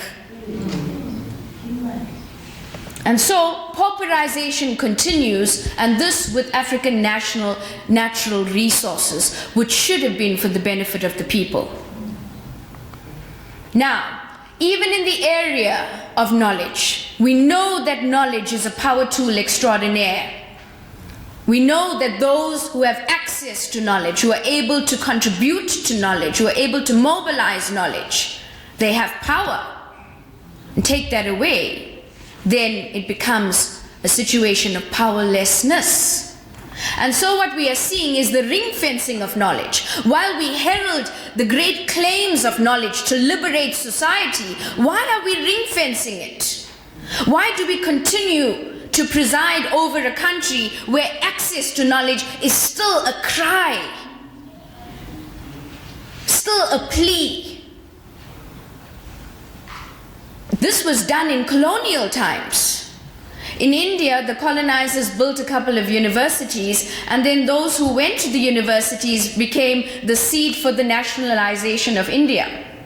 So the colonizers said, oops, bad decision there. They called that the Indian disease. Expose people to higher education and soon they'll kick you out. And so when they were working on the African continent, Mamdani describes the situation differently. He says, on this continent, they learned from the Indian experience and said, we'll hold up on the number of universities we provide. And that is why only after African independence, many African states began to build universities and training facilities, because colonizers decided that they don't want the knowledge in the hands of the people. Knowledge is power, yet we ring-fence knowledge. We do this, and we continue to do this in 2019. We're ring-fencing ICTs. While some nations of the world say ICTs, and particularly access to the internet, is a critical human right.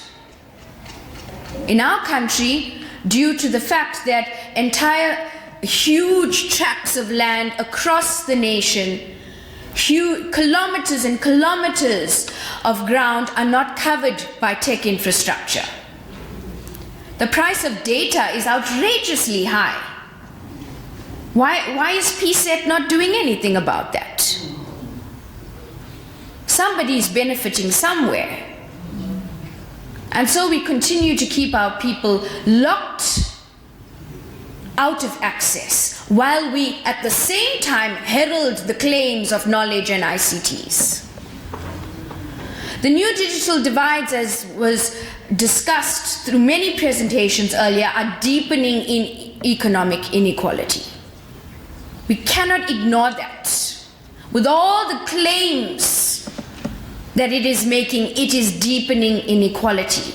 And so it is our critical role to address digital inequalities, which perpetuate both the knowledge and the information and the skills gap, and deepens the wealth gap and economic injustice. What about the internet, a major source for information and data? Primarily in English, which means the programs and applications on the net cannot be accessible to large swathes of the African population. So, with this in mind, it is reasonable why many are questioning the discourse of Africa Rising. This great promise that the continent is growing economically, yet its three major economies are shaking. This is us included. So, our own president in July this year says and describes us as a traumatized nation. Many people are going to lose jobs, he says. Unemployment has increased over the last decade. Poverty levels have begun to rise again, and millions remain excluded through a lack of assets, skills, and networks. So what do we do in a time of crisis and trauma? Do we reach out to the rest of the world with our begging bowls? We know aid is not the answer. In fact, read Dembiso Moyo's book called Dead Aid. She calls it an unmitigated disaster. Smoke on this. Aid stimulates addiction, creates bureaucratic cancer, reduces economic growth, makes you uncompetitive, costs lots of taxpayer money. And so while we reach out to the nations of the world with our begging bowl, we do so at the expense of saying to our governments, just continue with your offshore accounts, we'll beg elsewhere in the world. Remember, friends of the TVET sector, money does not solve problems. High quality thinking, high quality partnerships, high quality consciousness, high quality skills, and the ability to apply them will solve problems. And so, the TVET sector must have a critical. By critical, I don't mean the kind of analysis paralysis where we're paralyzed into inaction. We need to be critical yet active. Our presence needs to have this as its nature, critical and active. Remember, Steve Biko spoke about the fight for true humanity. And I'd like to hold on to this because it should underline the way we work in the TVET sector. Remember, as we talk about the economy and we talk about the march of technology, we need to remember that all economic systems and industrial revolutions are prone to abuse, failure, and dishonesty. Fault lines develop when we expose these systems and revolutions to greed and self-interest. We have many revolutionary talkers. But when exposed to greed and self-interest, we start to see the fault lines. So, in this high-tech world where we are marching forward, all this talk about the fourth industrial revolution and even the fifth industrial revolution, which some are saying is the complete merger between humans and machines, we dare not become a less humane society where we devalorize people and places and valorize other people and other places. In our country, we cannot devalorize the Northern Cape. The Northern Cape has a great deal of value and treasure and assets that we need to revalorize across our nation. We dare not devalorize people and places. So, beware also as we talk the fourth industrial revolution and we talk the march of technology, beware about hegemony. Coloniality is hidden behind rhetorics of benevolence. In the 16th century, it was, colonizers had to go out because they had a civilizing mission. People couldn't write, so they had to go and educate and teach people how to read and write. Then, in the 18th and 19th century, they had to go out and write the history of people because people prior to them coming had no history. The great smoke that thunders had no name, so we had to name it Victoria Falls. And so, in the 20th century, then there was a new mercy mission.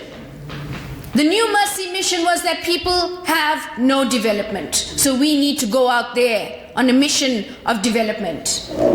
In the 21st century, the new mission is people need democracy. We need to go out there and democratize societies.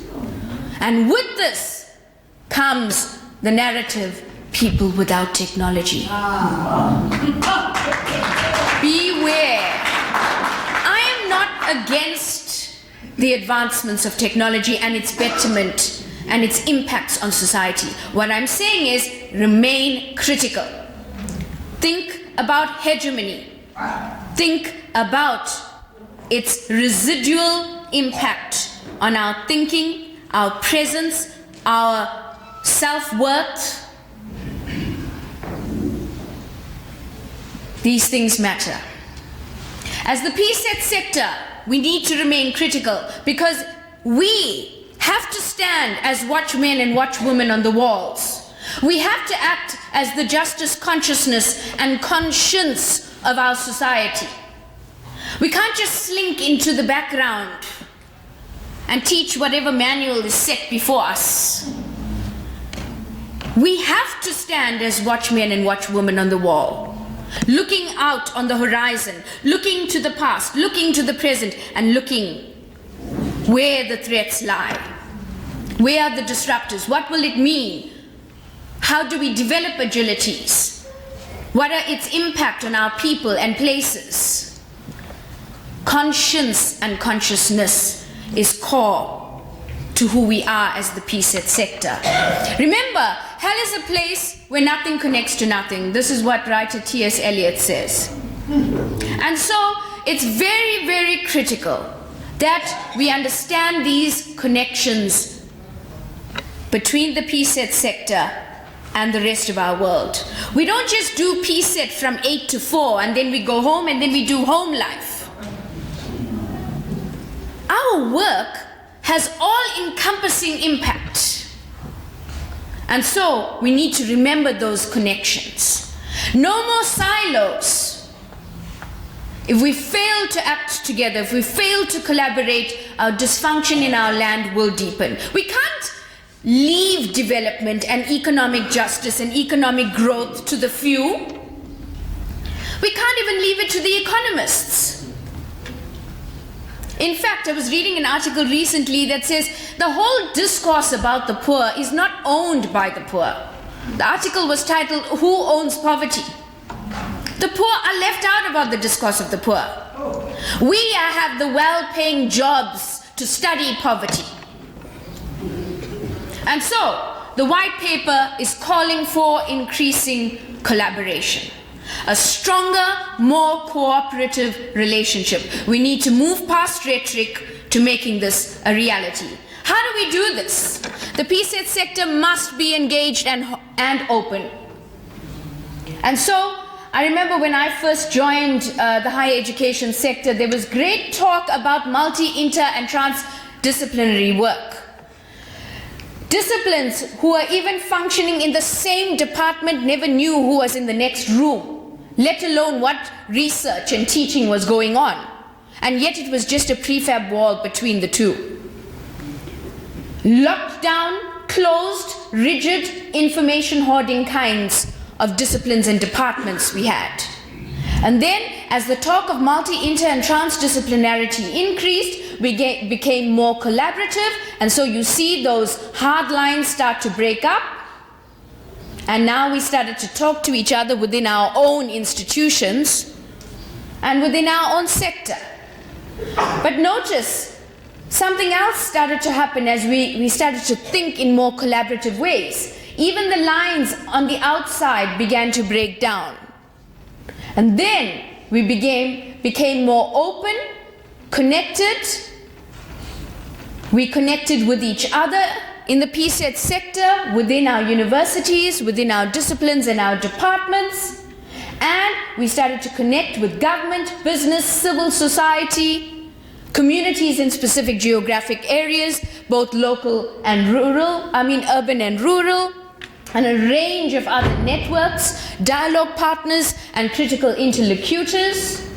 And so we became a more engaged post-school education and training sector. But there is a great deal more work to be done in this. If you exist as an island or as a silo, this is untenable and unsustainable. The open and engaged model is the model whereby we within the sector can become a learning and growing and healthy sector. So, against the backdrop of everything I've discussed, against the contextual peculiarities of our country, we need to remember that community engagement in the PSET sector cannot be about mere philanthropy. In fact, mere philanthropy is starting to sound very tedious and painful in a society such as ours that really requires deep commitment to change. So, I like what Martin Luther King says. He says, philanthropy is commendable. Tap yourself on the back, it's commendable. But it must not cause the philanthropist to overlook the circumstances of economic injustice, which makes philanthropy necessary. So you have far too many philanthropists who build economies on injustice and they do a little bit of philanthropy, hiding the true reasons why we have injustice in the first place. Beware of those do-good activities. Community engagement within the PSET sector cannot be about collecting teddy bears and knitting scarves. Yes, do it if you have the heart to do it. It's great, it shows your love. But we have to do more if we want to see economic justice in our country. We need to move past relief to development. Relief is meeting immediate needs. We had a flood, or we had a drought, and then there's hunger, or there is a need for shelter, there's a need for water and food, and so we conduct a big tin food collection drive and a blanket collection drive. It's relief. It's meeting immediate needs for now, but it's not long term. It doesn't deal with the root causes. So we need to move to development. Development in PSET is very, very important. So here we cannot exist isolated from the development needs of our world. Development involves the long-term work, which is actually about changing not just the immediate circumstances, but changing circumstances for generations to come. Development is requiring the long-term effort, not just the quick solutions that we do on Nelson Mandela Day, which many of us use as photo opportunities for ourselves. We buy new t-shirts and caps, and we go and take photographs of us at an orphanage. We make promises to children, and we never ever go back. We paint a little bit here, paint a little bit there, and then we put our pictures on the front pages of magazines. That is not the kind of development we need in our country. And so, the partnerships we need for economic growth, they've been discussed all morning, but you can see them here before you. These are just some of the partnerships. So let's just say, if you had to put together an economic growth summit, or rethinking economic systems seminar, these would be among the partners you would put together. Among, not exclusive to, but among the partners you would put together. Don't just fill the room with economists. We need totally integrated thinking. Thinking that breaks down the silos. Partnerships are important because they basically attempt at neutralizing the inequalities of power and access to information. We have a great deal of partnership inequalities and disequilibriums. As big universities and as the PSEC sector, we have these wonderful pull-up banners, and we go there in the power of our name, and everyone else must bow. And so we need partners that are actually credible partners that deal with the disequilibriums of power. And so those partnerships actually are the voluntary and collaborative relationships between various parties, state and non-state, where all the participants work together for a common purpose. Finding common purpose is very, very important. And so we need to remember that partnerships can be lacking in authenticity when there are hidden agendas and when there are power dynamics at play. And so Fowler adds the term authentic to partnership and says authentic partnerships are mutually enabling. Very often the TVET sector marches into communities and says, we are here to help you. Poor things, you don't know anything. You are blank slates. Let us help you. All you have to do is gather our data and then we'll help you. And then once we've published this world-renowned scientific publication and we have progressed on to professorship and gone to international conferences, that community never ever hears about us again. We've collected hair samples, we've taken even blood, we've taken personal stories. They never hear about us again. And so we need to be careful and mindful of the types of partnerships, the transparency in our partnerships, and the agenda setting in our partnerships. We need to find that place, that sweet spot of shared purpose. The purpose of the state, where am I? And the purpose of business, the purpose of our sector, and the purpose of our province, in this case, the Northern Cape. And find that space where we can have shared purpose and work in agreement. We must work together, because when we work in an isolated fashion, even our impact will not be sound and deep.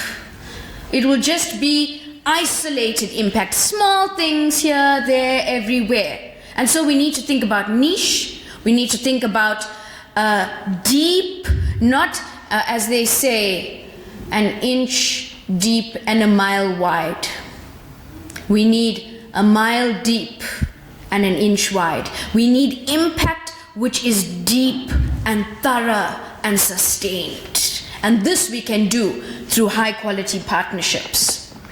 We need partners that can help us to understand this concept of economic justice. So these partners will need to come in from labor, from capital, from income, income to capital owners, those who profit, those who are making decisions about living wages. Have you heard the concept, the working poor? These are people who are fully employed, but whose wages do not meet family needs, who are poverty-stricken despite the fact that they are working. And so we need to have partners around the table to enable to develop economic justice consciousness. And these partners cannot just be the economic or political elite. We have to be more inclusive. And then, very, very critically, we have to deal with this evil, menacing thing called corruption. South Africa, actually, according to the Transparency Perceptions Index, doesn't fare very well. Is that news to you? No? We score a dismal 43 out of 100, and any score below 50 is actually problem. Sound the alarm. Code red. Disaster forecast. And so, in our country, the consequences of corruption are very, very deep, and this has a direct impact on our economy. We have undermined and weakened key pillars of democracy, so those who are supposed to be held accountable and holding others to accountable are weakened. We delay and distort and divert economic growth. Panama Papers, anyone?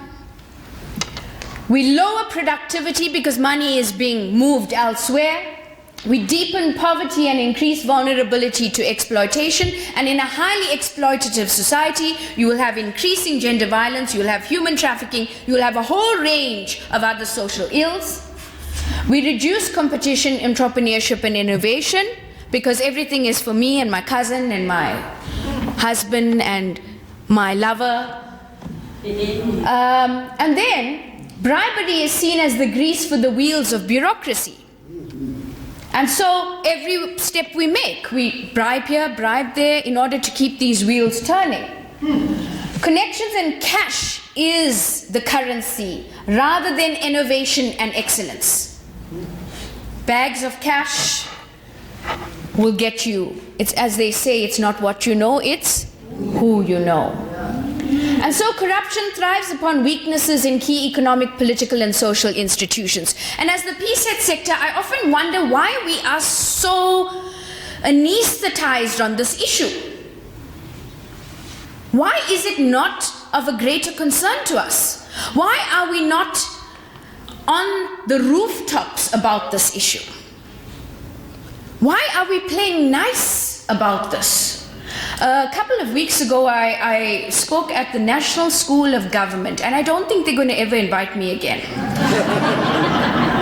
But then when I addressed the issue of corruption, the room just went still. It was like a morgue. I'd walked into a morgue. So I just thought, why are we turning a blind eye to this? We need to rise up. This is a devastating evil. And the reconstituted South Africa, the post-apartheid reconstituted South Africa should have been a nation of justice, not a nation of injustice.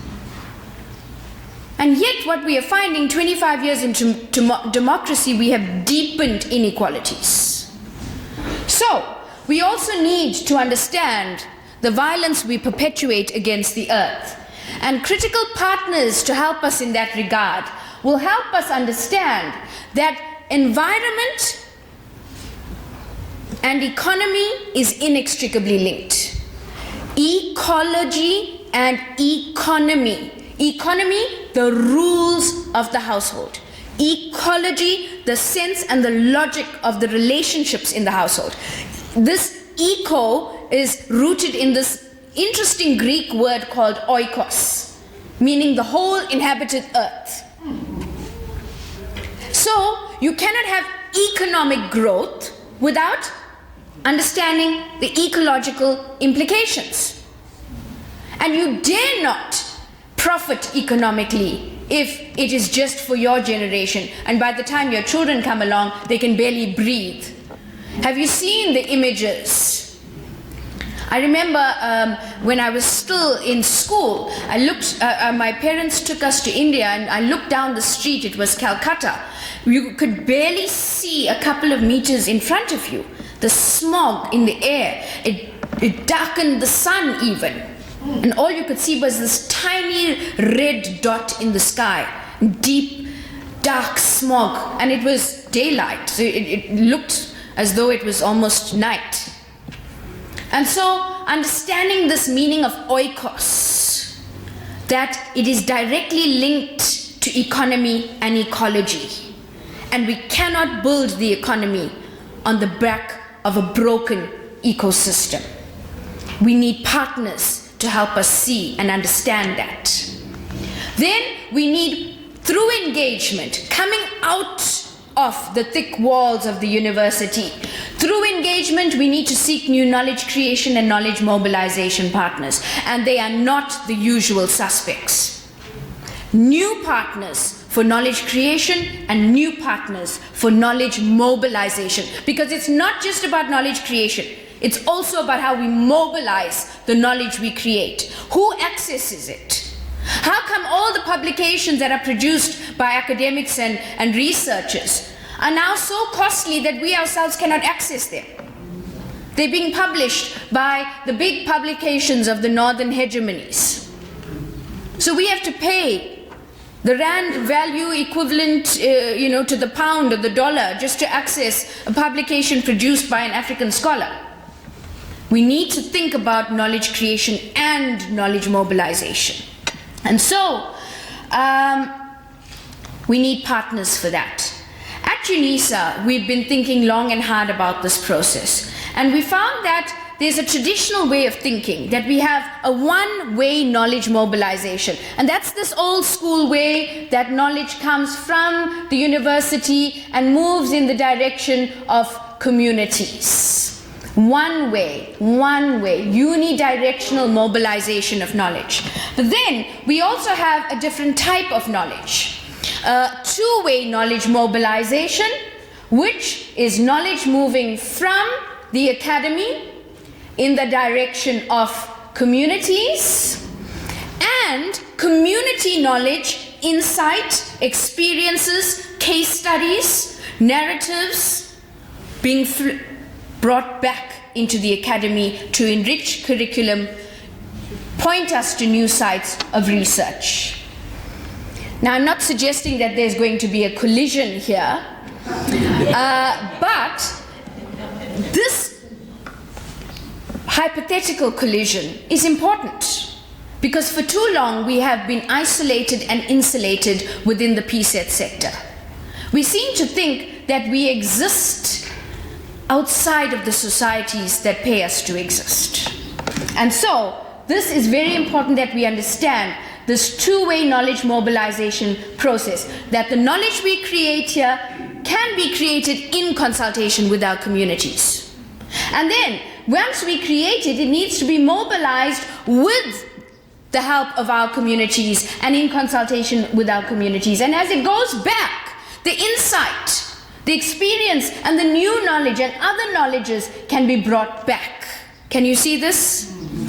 And so, that is the more integrated way of looking at our knowledge mobilization efforts. And so very quickly, even in our research, we can have investigator-driven research, which is this cold, lonely research, where you write to your subject matter librarian and say, send me all the articles with these keywords. Then the subject matter librarian sends you all the articles, and then you start putting together your paper. And meanwhile, you're writing about the gap between the rich and the poor. But you have not put your foot out of your office to, for example, go perhaps in Gauteng. We have the richest square mile in Africa, Sandton, which, by the way, borders Alexandra Township and Diepsloot. How about a visit to those communities to discern the gap between the rich and the poor?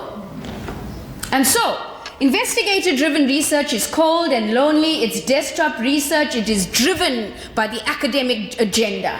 But as we move further up the continuum, we see community-placed research moving up to community-based research. Now the community is actually becoming involved in setting the research agenda, determining the research models, determining how the research, once it is produced, how will it be mobilized? And then as we move further, we see community-based participatory research. We see communities becoming equally involved in the research process. And then on the final end of the spectrum, we have community-driven research. Communities that drive their own research agendas. Communities who have questions and then go out there and get the answers through their own research methods. It's fascinating, but it is happening. And so, this can happen also in teaching. Teaching does not have to be about getting my peers around the table and say, oh dear God, now we have to recurriculate the curriculum by this date. If we don't, we'll be in trouble. And then we get our scholars together, we try and put some pits-ups on the table, and then they frantically start to recurriculate. That would be a curriculum which is rather reactive and not proactive. It's sad, because as in the words of the great song, make the circle bigger. The circle is so small, it's becoming almost like a Dead Sea. And so what we are seeing is that teaching that happens where academics just get together and say, what should be in the curriculum? What is the contents of this module? Who is this module designed for? And yet all of this decision making happens totally out of community. And that's why society is very critical about us and say we lack responsiveness. We're no longer relevant, and that's why they're voting with their feet to other options. Because we've lost the competitive edge. We seem to be on the back foot, always reacting and never proactive. And so, the top 10 skills required for this revolution. I found it very interesting that these are predominantly soft skills. And so these soft skills must run through like a transversal theme across all our courseware. Our outcomes in designing our courseware must be to create graduates, citizens of the country, who manifest these skills. But I need to make it very, very clear that in South Africa we have a challenge, and the challenge is of confidence. We need, even within the PSET sector, and leave aside our students, ourselves, we have a confidence issue. We always seem to think that knowledge produced in the West is going to help us, because we are just lacking in any kind of thinking capability. And so we are under the perpetual tutelage of the West. Everything that is produced there just gets dumped on us. So the thing is about how do we develop our own minds, develop and create our own content to suit our own contexts. We cannot just be taking manuals and texts. Yes, we live in a globalized society. I fully submit to that. I'm not talking about either or, I'm talking about both and. But we don't have to do this at the risk of losing our own identity and forgetting that we have a particular context from which we come from. And so we need to build our confidence. In fact, the former president of Tanzania said, we need to produce men and women willing to fight an intellectual battle. It's an intellectual battle, and dare not the PSET sector become anti-intellectual. We need to fight an intellectual battle for self-confidence and self-assertion as equal players in the emerging globalized world. We cannot continue to be perpetual mentees and then fight for our place in the development community if we're perpetual mentees. And so, in conclusion, what then are the thinking skills required for a quality PSET presence in our province and in our country and on our continent and our world? How do we need to think for us to have a quality presence, practice, and quality partnerships for economic growth? The first thing we need to realize is we need to think in community. Fanon, the great writer of The Wretched of the Earth, says, intellectuals need to put themselves in the school of the people to rediscover the ethic of thinking in community. Put ourselves in the school of the people. Do you know, while we have the political elite and the economic elite, we also have the cognitive elite. And we have huddled together as this new elite.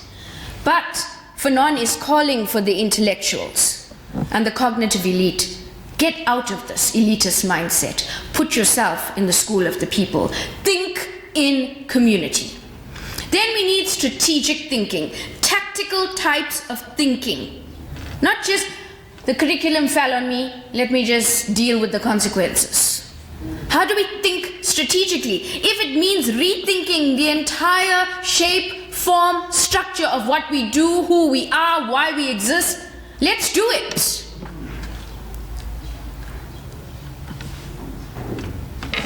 You're free to think. Consciousness must never ever be swallowed away by hegemonies. Strategic thinking is critical, and we can all do it across the PSET sector. Critical thinking is non-negotiable, as I've made very clear throughout this presentation. Critical thinking will enable us to give voice to the uncomfortable questions. There are many questions society doesn't want to talk about. They only talk about it when it hits the front pages, when it becomes such a major crisis, then it's en vogue to talk about it. But we in the PSET sector need to get to those critical questions before it becomes en vogue. Creative thinking. Did you know creative thinking can be stimulated by a simple thing like reading? So all those series that we've been binging on, put it aside. Get back to a simple thing like reading. Reading stimulates imagination. Imagination stimulates creativity. Creativity stimulates innovation. Reading leads to imagination. Imagination leads to creativity. Creativity will lead to innovation. And so, innovation thinking and innovation consciousness requires new thinking and different actions. New thinking and different actions. And sometimes it's easier said than done because the systems that we operate within are very stifling. Very, very stifling. And sometimes you will be named and shamed for making any deviation. But we have to pursue our freedom of thought. The freedom of thought to think afresh and anew. As it is commonly said and commonly quoted from Einstein, we can't solve problems by using the same kind of thinking as when we created them. Same kind of thinking. So, through our engagement, coming out of those walls and those border-controlled pathways of the PSET sector, we need to seek out innovation partners. We should not just be consumers of innovation. We should not just outsource innovation. It must be part of the way our students think and part of the way we think. We need to look at products and processes and think, how can we do this anew, afresh? How can it be better, smarter, wiser, more efficient? That's the kind of thinking we need to embed. And the wonderful thing about innovation is that it is seldom as a result of one sole human being. Innovation encourages teamwork. And when you have an innovation success, it is normally a shared success. But we need to make sure that it is indeed so, because we know far too many tech innovations have led to tech billionaires, while the rest of us are still trying to keep a few rands in our pockets. So we need to make sure that these claims actually become reality. The innovator's DNA is about questioning, observing, networking, experimenting, and associating. These are critical thinking and posturing needed for us to embed the innovator's DNA within us. Then we need design thinking, where we are able to empathize. Human-centered innovation, the who, understand the people, understand what are the issues impacting the people. And then we need to define what is the innovation that will solve the problem? What is the problem? Then we move on to ideation. What can be the new ideas, new processes, new knowledge products within PSET, new social innovations that enable us to deal with this problem? Then we can prototype and we can test. But I'd like to take it further to design thinking, where I just want to break it down a bit. Read, understand, and discern the context. We spoke about that at great length. Explore the context, that means the people, the places, and the spaces. Determine who our partners are. We don't do this process without our partners. We don't do it in isolation and isolation. Developing solutions and choosing the right activities and deliverables with our partners, deciding how we're implementing, and then we tell the story, measuring, reporting, and refining. So this is design thinking even in our curricula, even in the way we develop our courseware across PSET. So empathy, defining, the problem. Ideation, developing possible new concepts, ideas, solutions.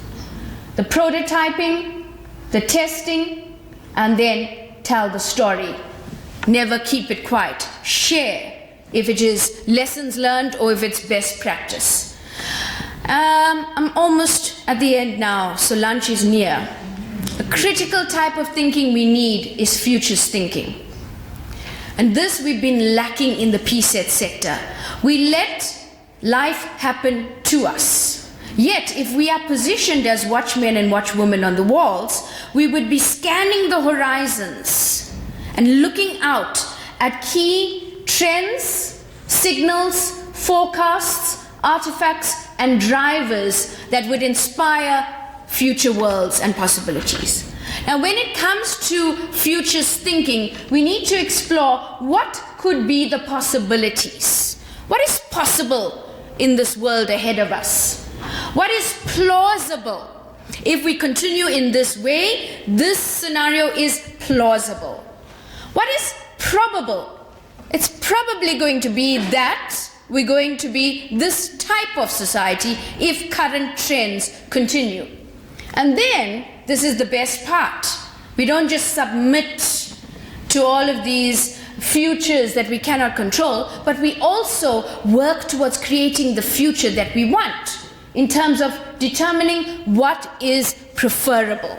So, this is very, very critical in the PSET sector in order for us not to be a reactive sector, but a proactive sector. We should be at the cutting edge and at the front line of innovation, not just recipients and consumers and criticizers of innovation. We should really be at the cutting edge. So, in your presentation, I have questions for you to contemplate, some questions which relate to the economy, some questions which relate to our positioning in our society to deal with the critical disparities we face in technology and the economy. And finally, I want to ask, what is this thing about collaboration? Why is it important that we collaborate? It's simple. No one department, sector, government department can deal with the problems of our society. Our cumulative thinking and our collective resources, our collective insight will break down large intractable problems into smaller manageable ones. The only way we can do that is if we collaborate. And so I want to encourage you to dare to imagine a different world. You don't have to accept this world. In fact, an Indian philosopher said, it is no measure of health to be well adjusted to a profoundly sick society. We need to refuse to accept this injustice as status quo and dare to imagine alternate realities, realities where realities that we prefer, realities that are livable and realities that actually bring blessing and build communities and not break them down. And the PSET sector is indispensable in imagining these alternatives. Thank you.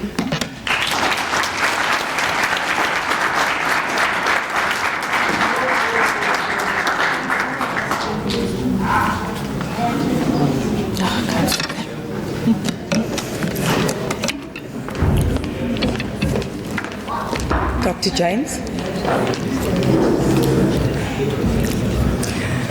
Sure. Thank you so much, Dr. James.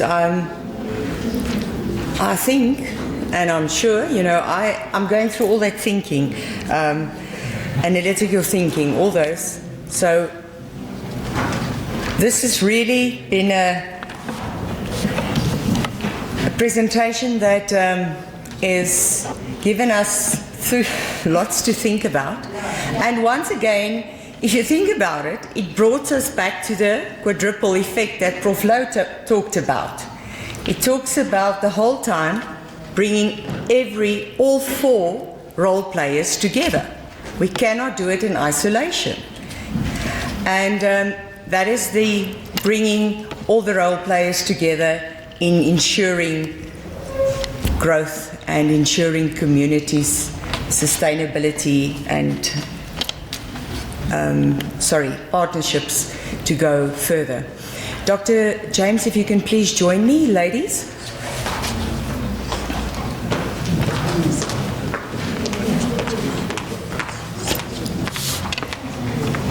I'm sure we're going to get you back in November.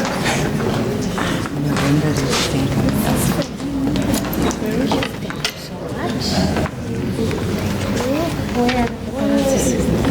Oh, where's the paparazzi? Oh, okay. Oh, I see. Paparazzi is not here. Why paparazzi? Yeah.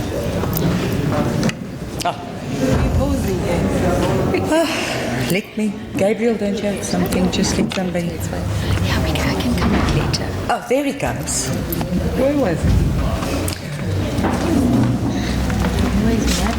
While we're waiting, or while they're going to take a photo, we're going to break for lunch. We're just doing a little change in our program.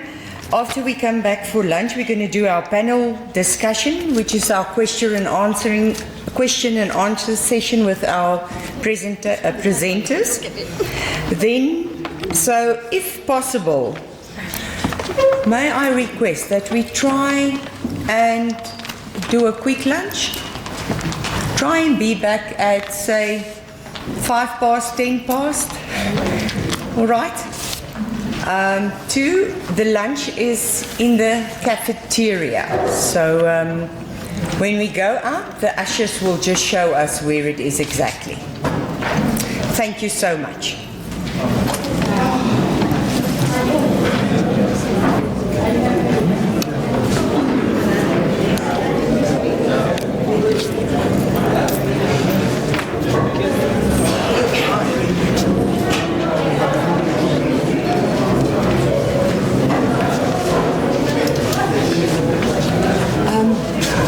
Ons gaan nou waarskynlik 'n